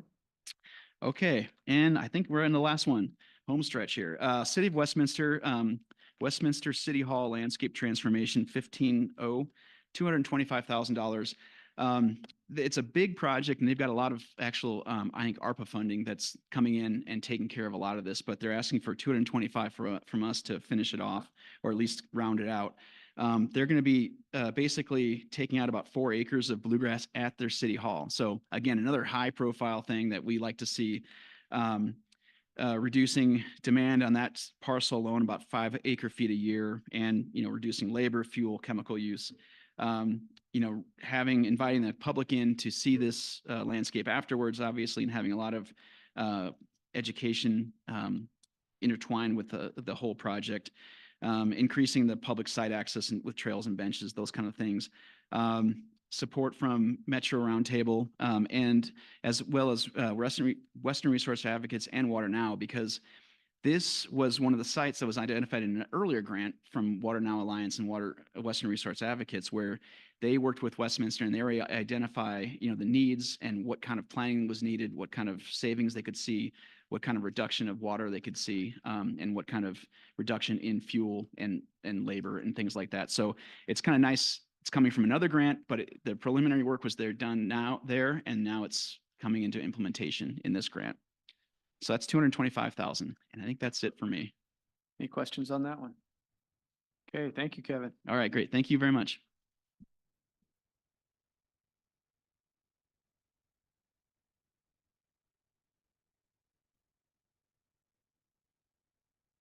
Good afternoon again. For the record, Ben Wade presenting, CWCB staff presenting agenda items 15P through S, the engagement and innovation category. And we'll start at 15P, which is a application from the Colorado State University. And they are looking to expand their Colorado Water Fellows program. Right now, there's only 2 universities that are that have this program, but they want to include it to 6, which would be Colorado State University, CU, Boulder, Denver University, Colorado Mesa University, Fort Lewis College, and the greatest university ever, Metro State University. Go Roadrunners. So this Water Fellows program is just helping to provide professional development for these students. This is a year-long program, so it's providing them education, some networking opportunities, as well as some internships. And this particular program spans from first-year undergrads to PhD candidates, and they targeting people for this program who are from underserved communities and identities, in an effort to just help attract and retain these folks who are interested in joining the water workforce, and hopefully establish some potential career pathways for these folks. This project stems from the work that was done by the Water Equity Task Force and has been highlighted in the Colorado Water Plan. So staff has recommended the amount of $306,000. Questions? Okay. 15Q is a application from Groundwork Denver. And what they'd like to do is they'd like to provide some water quality education and stewardship outreach to just under 2,000 residents in the Sheridan and Harvey Park communities here in the metro area. So our grant funds would go to help offer these residents rain barrels and rain gardens materials at no cost to them, provide some workshops to them on rain barrel, as well as Colorado scaping. And then there are some river cleanup events that they can participate in, and then also offering them education in urban water efficiency and reuse. And then there's a survey that if the residents are interested can participate in, just so that the Groundwork Denver can gather more information on water issues in those particular communities. And the recommended amount for this project is $116,087. Any questions? Okay. All right. 15R is the application from Montezuma Land Conservancy. And we've actually given another grant to them, I want to say 3 years ago. So this is a neat little organization. They have a 83-acre irrigated farm called Fozzie's Farm, where they provide hands-on water education primarily to K through 12 students. And for this project, they're going to partner with 3 charter schools. Typically we see projects that come through here that team up with public schools. So it's cool to see we're branching out to reach some charter schools. And they'll bring them on to Fozzie's Farm. There's 3 charter schools here. Key Agat Community Academy, Battle Rock Charter School, and Southwest Open School. And so the students that go there, all of them eventually will be required to complete a water stewardship project, whether it's on Fozzie's Farm or elsewhere in their community. And large percentage of the school student body include Ute and Navajo youth. Within this project, there's some other water education programs, including some field trips to Fozzie Farms, and then paid intensive program for some high school youth at the farm as well. Staff has recommended $112,000 for this project. Questions? Director Cloud.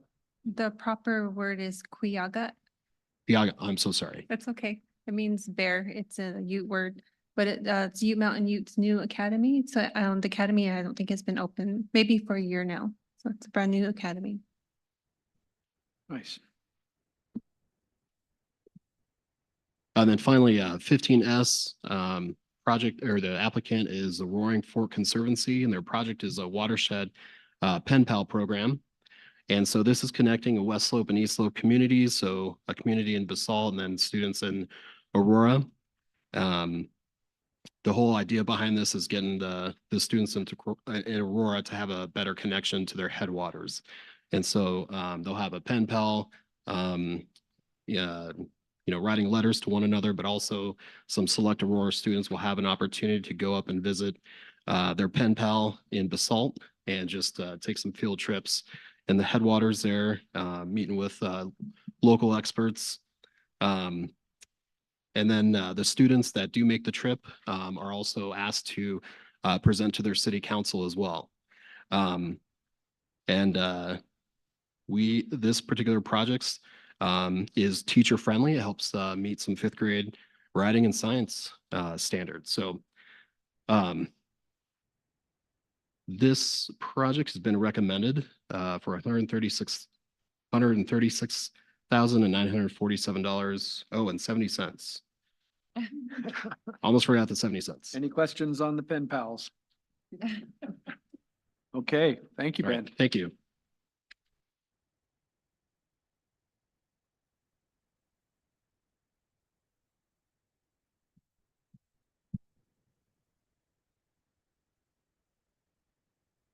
And Matt Stearns, for the record, CWCB staff. I'm going to be presenting on the storage and supply.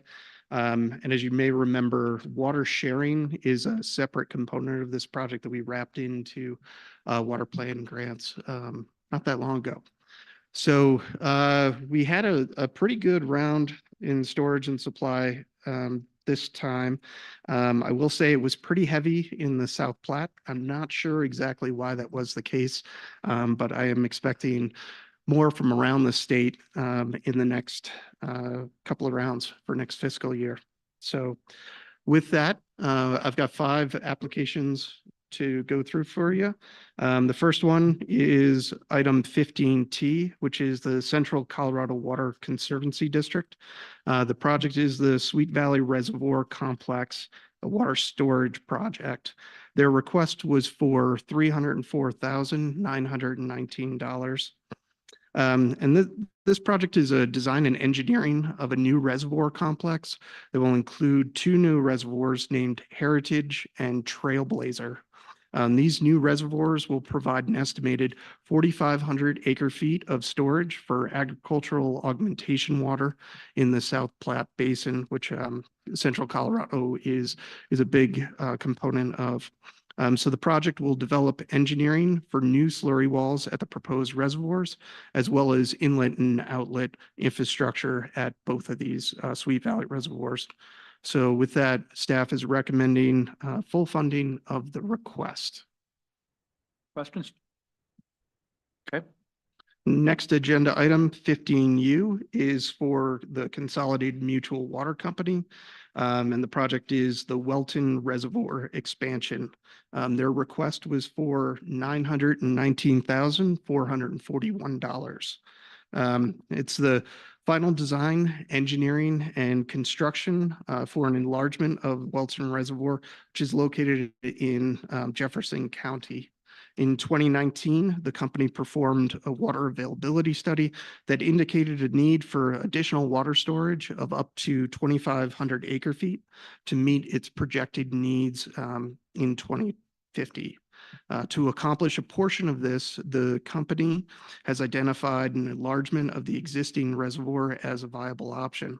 And the enlargement will raise the dam by approximately 2.5 feet, which will in turn expand its capacity to up to an additional 400 acre feet. So the new storage will provide a valuable resource for a water provider that services a portion of the Denver metro area. With that, staff is recommending full funding of the request. Questions? Okay. All right, next agenda item 15V is for the Denala Water and Sanitation District. It's called the Denala Water and Sanitation District Aquifer Storage and Recovery Pilot Study. This was a large request. And it came in at $2,363,500. So the grantee requested funding to design, permit, and construct an aquifer storage and recovery pilot project. It's also commonly called ASR. The pilot project will explore utilizing a new water supply provided by Colorado Springs Utilities for storage in the aquifer underneath the district.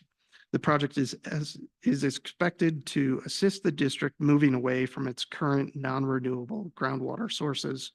And it's expected that the capacity of the pilot program will be about 800 acre feet of new storage. With that, staff coordinated with the grantee and is recommending that the project be reduced to only the design and permitting tasks of the current request at this time. The project as currently proposed has many unknowns that will be identified in the design and permitting process, and that will significantly impact the construction of the pilot program, as well as, most importantly, its projected cost. So at this time, staff is recommending a partial funding of $290,000, which is 50% of the project costs for the design and permitting effort solely. Questions? Okay, thank you. Okay. The next one, item 15W, is for the City of Gunnison. It's called the City of Gunnison Project 1 Raw Water and Infiltration Gallery Infrastructure Improvements. So the project is the construction of an infiltration gallery, 3 new groundwater wells, and a new diversion structure on the Gunnison River. So water from this project will be treated in a new central water treatment plant that the city will construct as part of the next phase of the work, which will provide the city with approximately 3,360 acre feet of new supply. Currently, the city's water source is 9 shallow wells distributed throughout the city, with water being disinfected at each well before connecting to the city's distribution system. Just really an antiquated system. So this is an upgrade of that. So these wells are shallow and are susceptible to drawdown as well as contamination issues. So this work that they're proposing will kind of mitigate that and add to their water portfolio as a whole. Along with that, I should also mention that this project, combined with the new water treatment plant that they'll be constructing, just secured 1.75 million from the congressionally directed spending that was mentioned earlier today from the U.S. Congress. And so staff is recommending full funding of this request. Questions? All right, and the last one for me, agenda item 15X, is for the North Pooter Irrigation Company. You may remember this one. They've come in for a loan as well as a smaller water plan grant for this. It's with the North Pooter Irrigation Company. It's for the Park Creek Reservoir expansion. So the project is construction of the infrastructure to raise the water surface at the reservoir by 10 feet, resulting in an additional 3,010 feet of new storage. This additional storage will benefit both agricultural and municipal users in the northern Front Range communities of the South Platte Basin. Construction will include a 10-foot high dam crest wall, as well as a 9-foot high spillway wall in the existing spillway to raise that water level, as well as some other related infrastructure.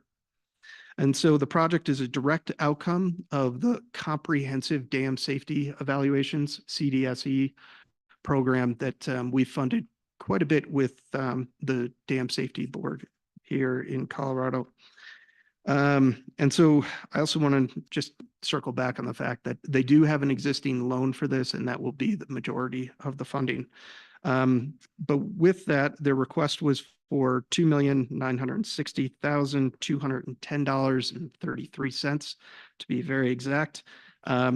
We didn't have quite enough money to go to that full funding request, and so staff is recommending a partial funding in the amount of $1,750,000. Okay, questions on that one? All right. Yes, Director Vasquez. In this kind of situation, do you know that the applicant has a source of funds to finish out the funding? Yes, we've had multiple conversations with them over the years. The remaining amount for this project, since there have been large project increases, they're expecting to pay out of cash or to increase the loan through us already, which honestly, I think the loan interest rate that they had was such a steal that they should just increase that loan. Thank you. You're welcome. Any other questions? Okay, thank you, Matt. All right, you're welcome. Safe travels, everyone.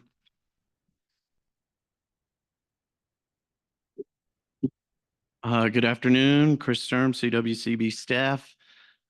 Presenting on agenda items 15Y through HH. I'll begin by thanking Cole for his leadership during this review process. He's jumped into his new role with confidence and enthusiasm, and it's much appreciated.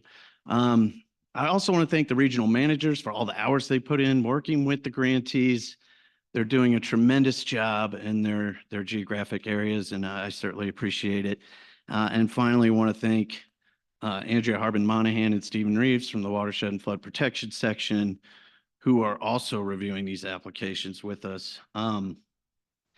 If approved, it's just the beginning. Staff will be working on contracting, scope modifications, site visits, invoicing, progress report reviews, project closeout, final reviews. So it's quite a process. And why do we do all that?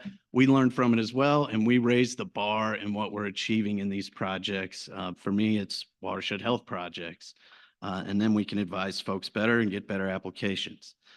Before I jump in, I will mention that 3 of the withdrawn applications came out of this category. 2 of those we were able to divert to the special release of the Colorado Watershed Restoration Program because of their nexus with post-wildfire hazard mitigation. So we always try to find funding sources for the good projects, even when we don't have enough funding in one program. So I'll kick it off with 15Y. This is the Conejos River Restoration Phase 2 project, one of our most southerly watersheds in the state, brought to us by the Colorado Rio Grande Restoration Foundation. This is a stream restoration construction project. The Rio Grande Restoration Foundation is kind of the Nick Saban of watershed groups when it comes to fielding a good stakeholder group focused on multiple objectives. And this application certainly exemplifies that. I especially appreciate the fact that the landowners involved in this project are contributing almost $35,000 to the project. There are a lot of objectives that are going to be met through this project, and it's building upon a planning and engineering design grant that the CWCB has provided in the past. Questions on this one? Okay. Okay, next project, moving to the South Platte Basin, is brought to us by Colorado Trout Unlimited. This is the South Boulder Creek Watershed Restoration Phase 3 project. This is a design and engineering project that is building on priorities identified in the South Boulder Creek Stream Management Plan that was funded in part by the CWCB. This phase will progress some diversion structures to the permitting process, some of them from concept to design, and to construction-ready designs. If approved, I fully expect that this will lead to further applications for implementation to achieve the objectives of that stream management plan. Questions on this one? Okay. Okay, next up, we have the implementation of Grand County Stream Management Plan. This is one of the first stream management plans in the state. Application brought to us by Learning by Doing. This is a capacity building grant to support their efforts to implement this stream management plan. It includes data collection, monitoring, fish surveys, and identification of future implementation projects and concept designs associated with those. Total requested amount is $145,350. Questions? Director Boucher. Thank you, Mr. Chair. Just a quick comment. Chris, I just really appreciate the way that you're always working with the applicants for a desirable outcome on all sides and the amount of work that you put into that. And then, also Learning by Doing has been mentioned more than once today about, some of the key partnerships involved. So just appreciate your efforts, Chris.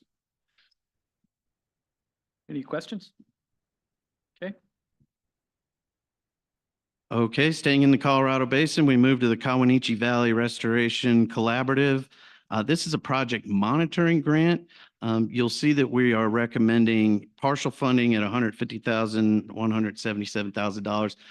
This is due to a misunderstanding about the project match requirements for monitoring. We consider these project grants, and that's a 1-to-1 match requirement or 50-50. So we're fully leveraging the amount of funding that the applicant brought to us.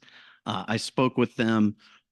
They believe they still have a good monitoring project. They are going to work to come up with more match funding, so we may see them back at the table later. This is to monitor some restoration activities in the Kawanichi Valley, which is a depositional, what could be wet meadow area in Rocky Mountain National Park. It actually aligns very well with some of the monitoring that CWCB staff is doing with our own technical assistance team. And we like to support monitoring efforts that can complement our own monitoring because that just broadens our data set and helps us build good science for these restoration projects. Questions on this one? Yep, Director Wind. Mr. Chair, if I might recuse myself at the end of this process from this particular application. Okay. Okay, we'll take care of that at the end. Yep. And that was agenda item 15AB. Okay, next up, moving to Los Animas County on the Arkansas, the Purgatory River Fish and Boat Passage Project brought to us by the Purgatory Watershed Partnership, one of the older nonprofit watershed groups in the Arkansas Basin. This is a pretty big request and grant funding recommendation at $1,390,000, just a little bit less than what they requested, but we did max out our funding available throughout the program.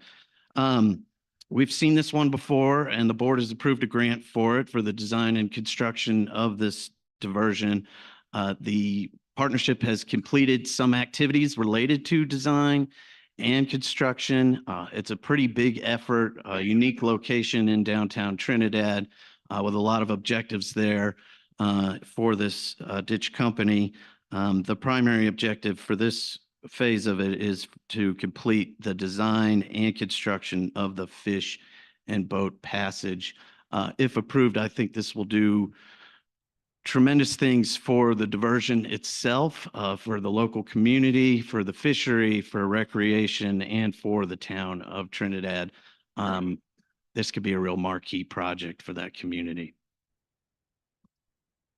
Totally agree with your assessment. It's based on everything we've heard at the Basin Roundtable. This is a really great project. Are there any questions on this one? Okay. Okay, next up, we're going to have a couple of them from the River Network. This is a capacity and technical assistance, a statewide application. The River Network has been supporting CWCB in our efforts to educate communities about stream management planning. They're broadening the scope of that to include watershed planning. There are some foundational elements to all of our planning that include assessment level work that can lead us to different watershed plans, stream management plans, wildfire ready action plans, EPA 9 element plans. And we're at a point now where most of the low hanging fruit in watershed planning has been plucked. Meaning there are communities out there that are in need of watershed planning, but they don't necessarily have the capacity to perform those at their local level. And that's where the River Network is really serving to support those communities, help them build capacity, and in some cases, filling that role for them. This is a request for just over $246,000. Questions? Okay. Next up is the West Plum Creek Stream Management Plan Phase 2. Request from the River Network for just under $160,000. And this is an example of what I was just talking about, where there was certainly a need to advance a stream management plan on West Plum Creek, a lack of capacity, but certainly a lot of support, including a tremendous amount of support from Colorado Parks and Wildlife. And the River Network has stepped up to lead this effort. Phase 2 will complete the stream management plan and leave the stakeholder group with a list of actions. And I fully expect that they would come back to us for design and implementation of those actions in this watershed. Questions on this one? Okay. Okay, moving to the southwest, it's an application from River's Edge West, previously known as the Tamarack Coalition for the Dolores River Riparian Habitat Restoration. This is a pretty robust application requesting just under $337,000 for invasive species removal from just below the McPhee Reservoir on the Dolores River all the way to the Utah border. And builds on a lot of previous grants that CWCB and others have provided for riparian improvements in this corridor. Questions on this one? Okay. Okay, moving to the Yampa. Next up, the Yampa River Scorecard Project and Yampa River Stewardship Program brought to us by the Friends of the Yampa. This request is for $576,570 and is one of the actions identified through the Yampa River Integrated Water Management Plan. The objective here is to do monitoring, assessment, work on the Yampa River to develop baseline data, and then work with landowners for different restoration strategies that can be implemented. And then the idea is to move the needle on that baseline data. These scorecards are often scored on an A through F basis. And so, for example, we may have a reach that has a C rating for one objective that could be your fishery. And then there's projects identified to improve that. With this baseline monitoring data, the group can then go back in and monitor the same variables and see if they've improved that score. The idea of moving a C to a B or a C to an A.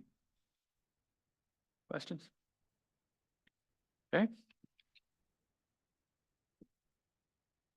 Okay, and finally, back to the Colorado River Basin, the Middle Colorado Ag Collaborative. This is a phase 3 for the Canyon Creek area, brought to us by Colorado Trout Unlimited.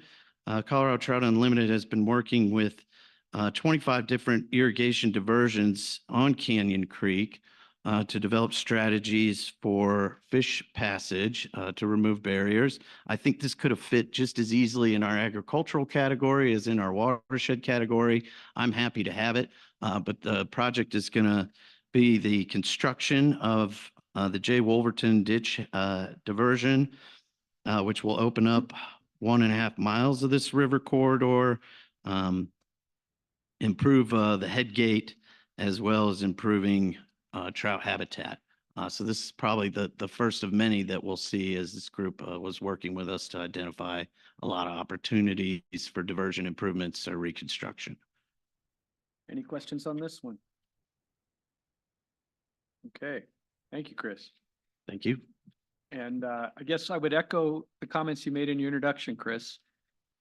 Thanks to Cole for his leadership and enthusiasm, and thanks to you and your colleagues, Nora, Kevin, Ben, and Matt.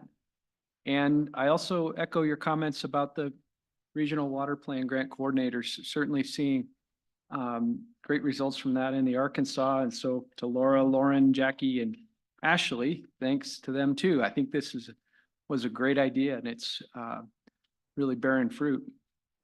And to all of you, that was a great, obviously a huge behind the scenes lift and a lot more to come, but great presentations. And we, so we're going to need to do 2 motions.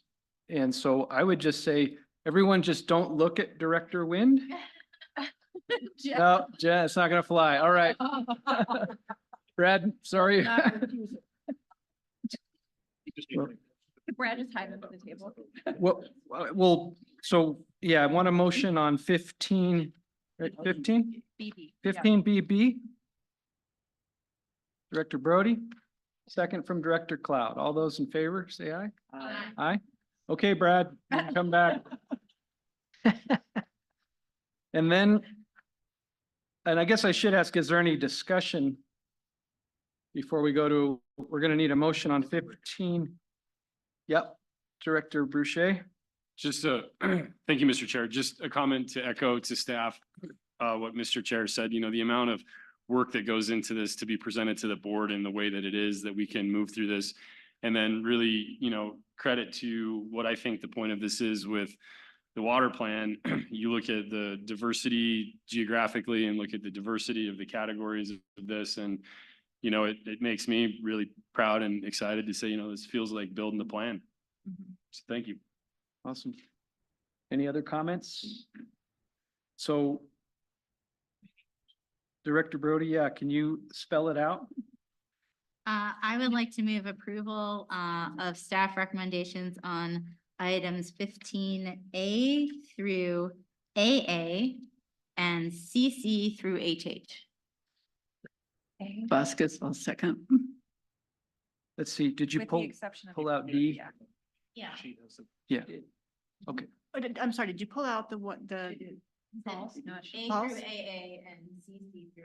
Well, But we need to pull out. we have to pull out 15D.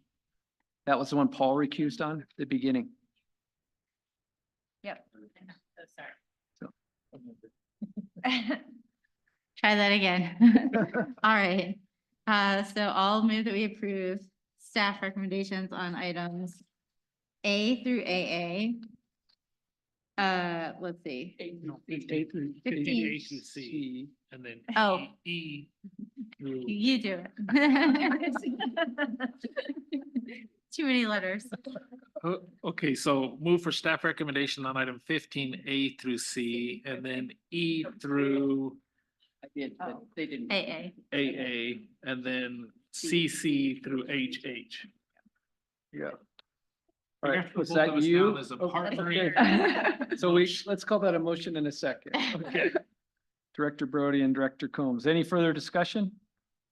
Okay, all those in favor say aye. And opposed?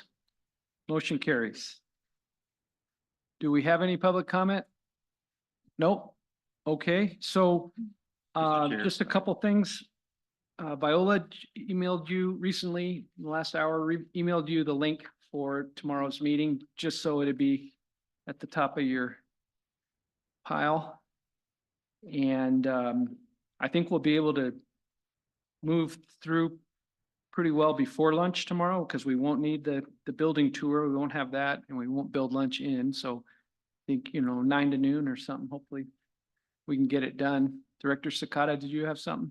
Yeah, if I can, thank you, Mr. Chair. Back on the water plant grants. I didn't want to say anything before that was actually voted in on, but in my new role, I'd like to really be involved with some of these. The Colorado Open Lands, if you could let them know I'd like to be involved. The Los Animas, definitely these water sharing agreements, I think it's really important for me to be involved with. And then I'd love to be involved with Rocky Mountain section of Waterworks. Oh, that one, it's interesting. I was just invited to their water conference in the winter, and I was wondering if that wouldn't be a great place for them to present some of this work. Yeah. Cool. Let's stay connected then, because they've asked me to speak up there. And then the Sonoran Institute, love to participate in that one too. Thank you. Thank you, Mr. Chair. Okay. Thank you. Yeah, we Anything- involve the Department of Agriculture in part of our reviews too. We'll make sure that you're part of those going forward. Yeah, thanks. Okay. Anything else? Yeah. And it also reminded me, those of you that are probably know that the Water Workforce Summit is April 2nd and 3rd. When they were talking about building capacity, I thought it would be appropriate to mention that. Thanks. Okay. Well, if there's nothing else, then we'll take a recess until 9 a.m. tomorrow. The whole meeting is virtual. There's no in-person option. Safe travels.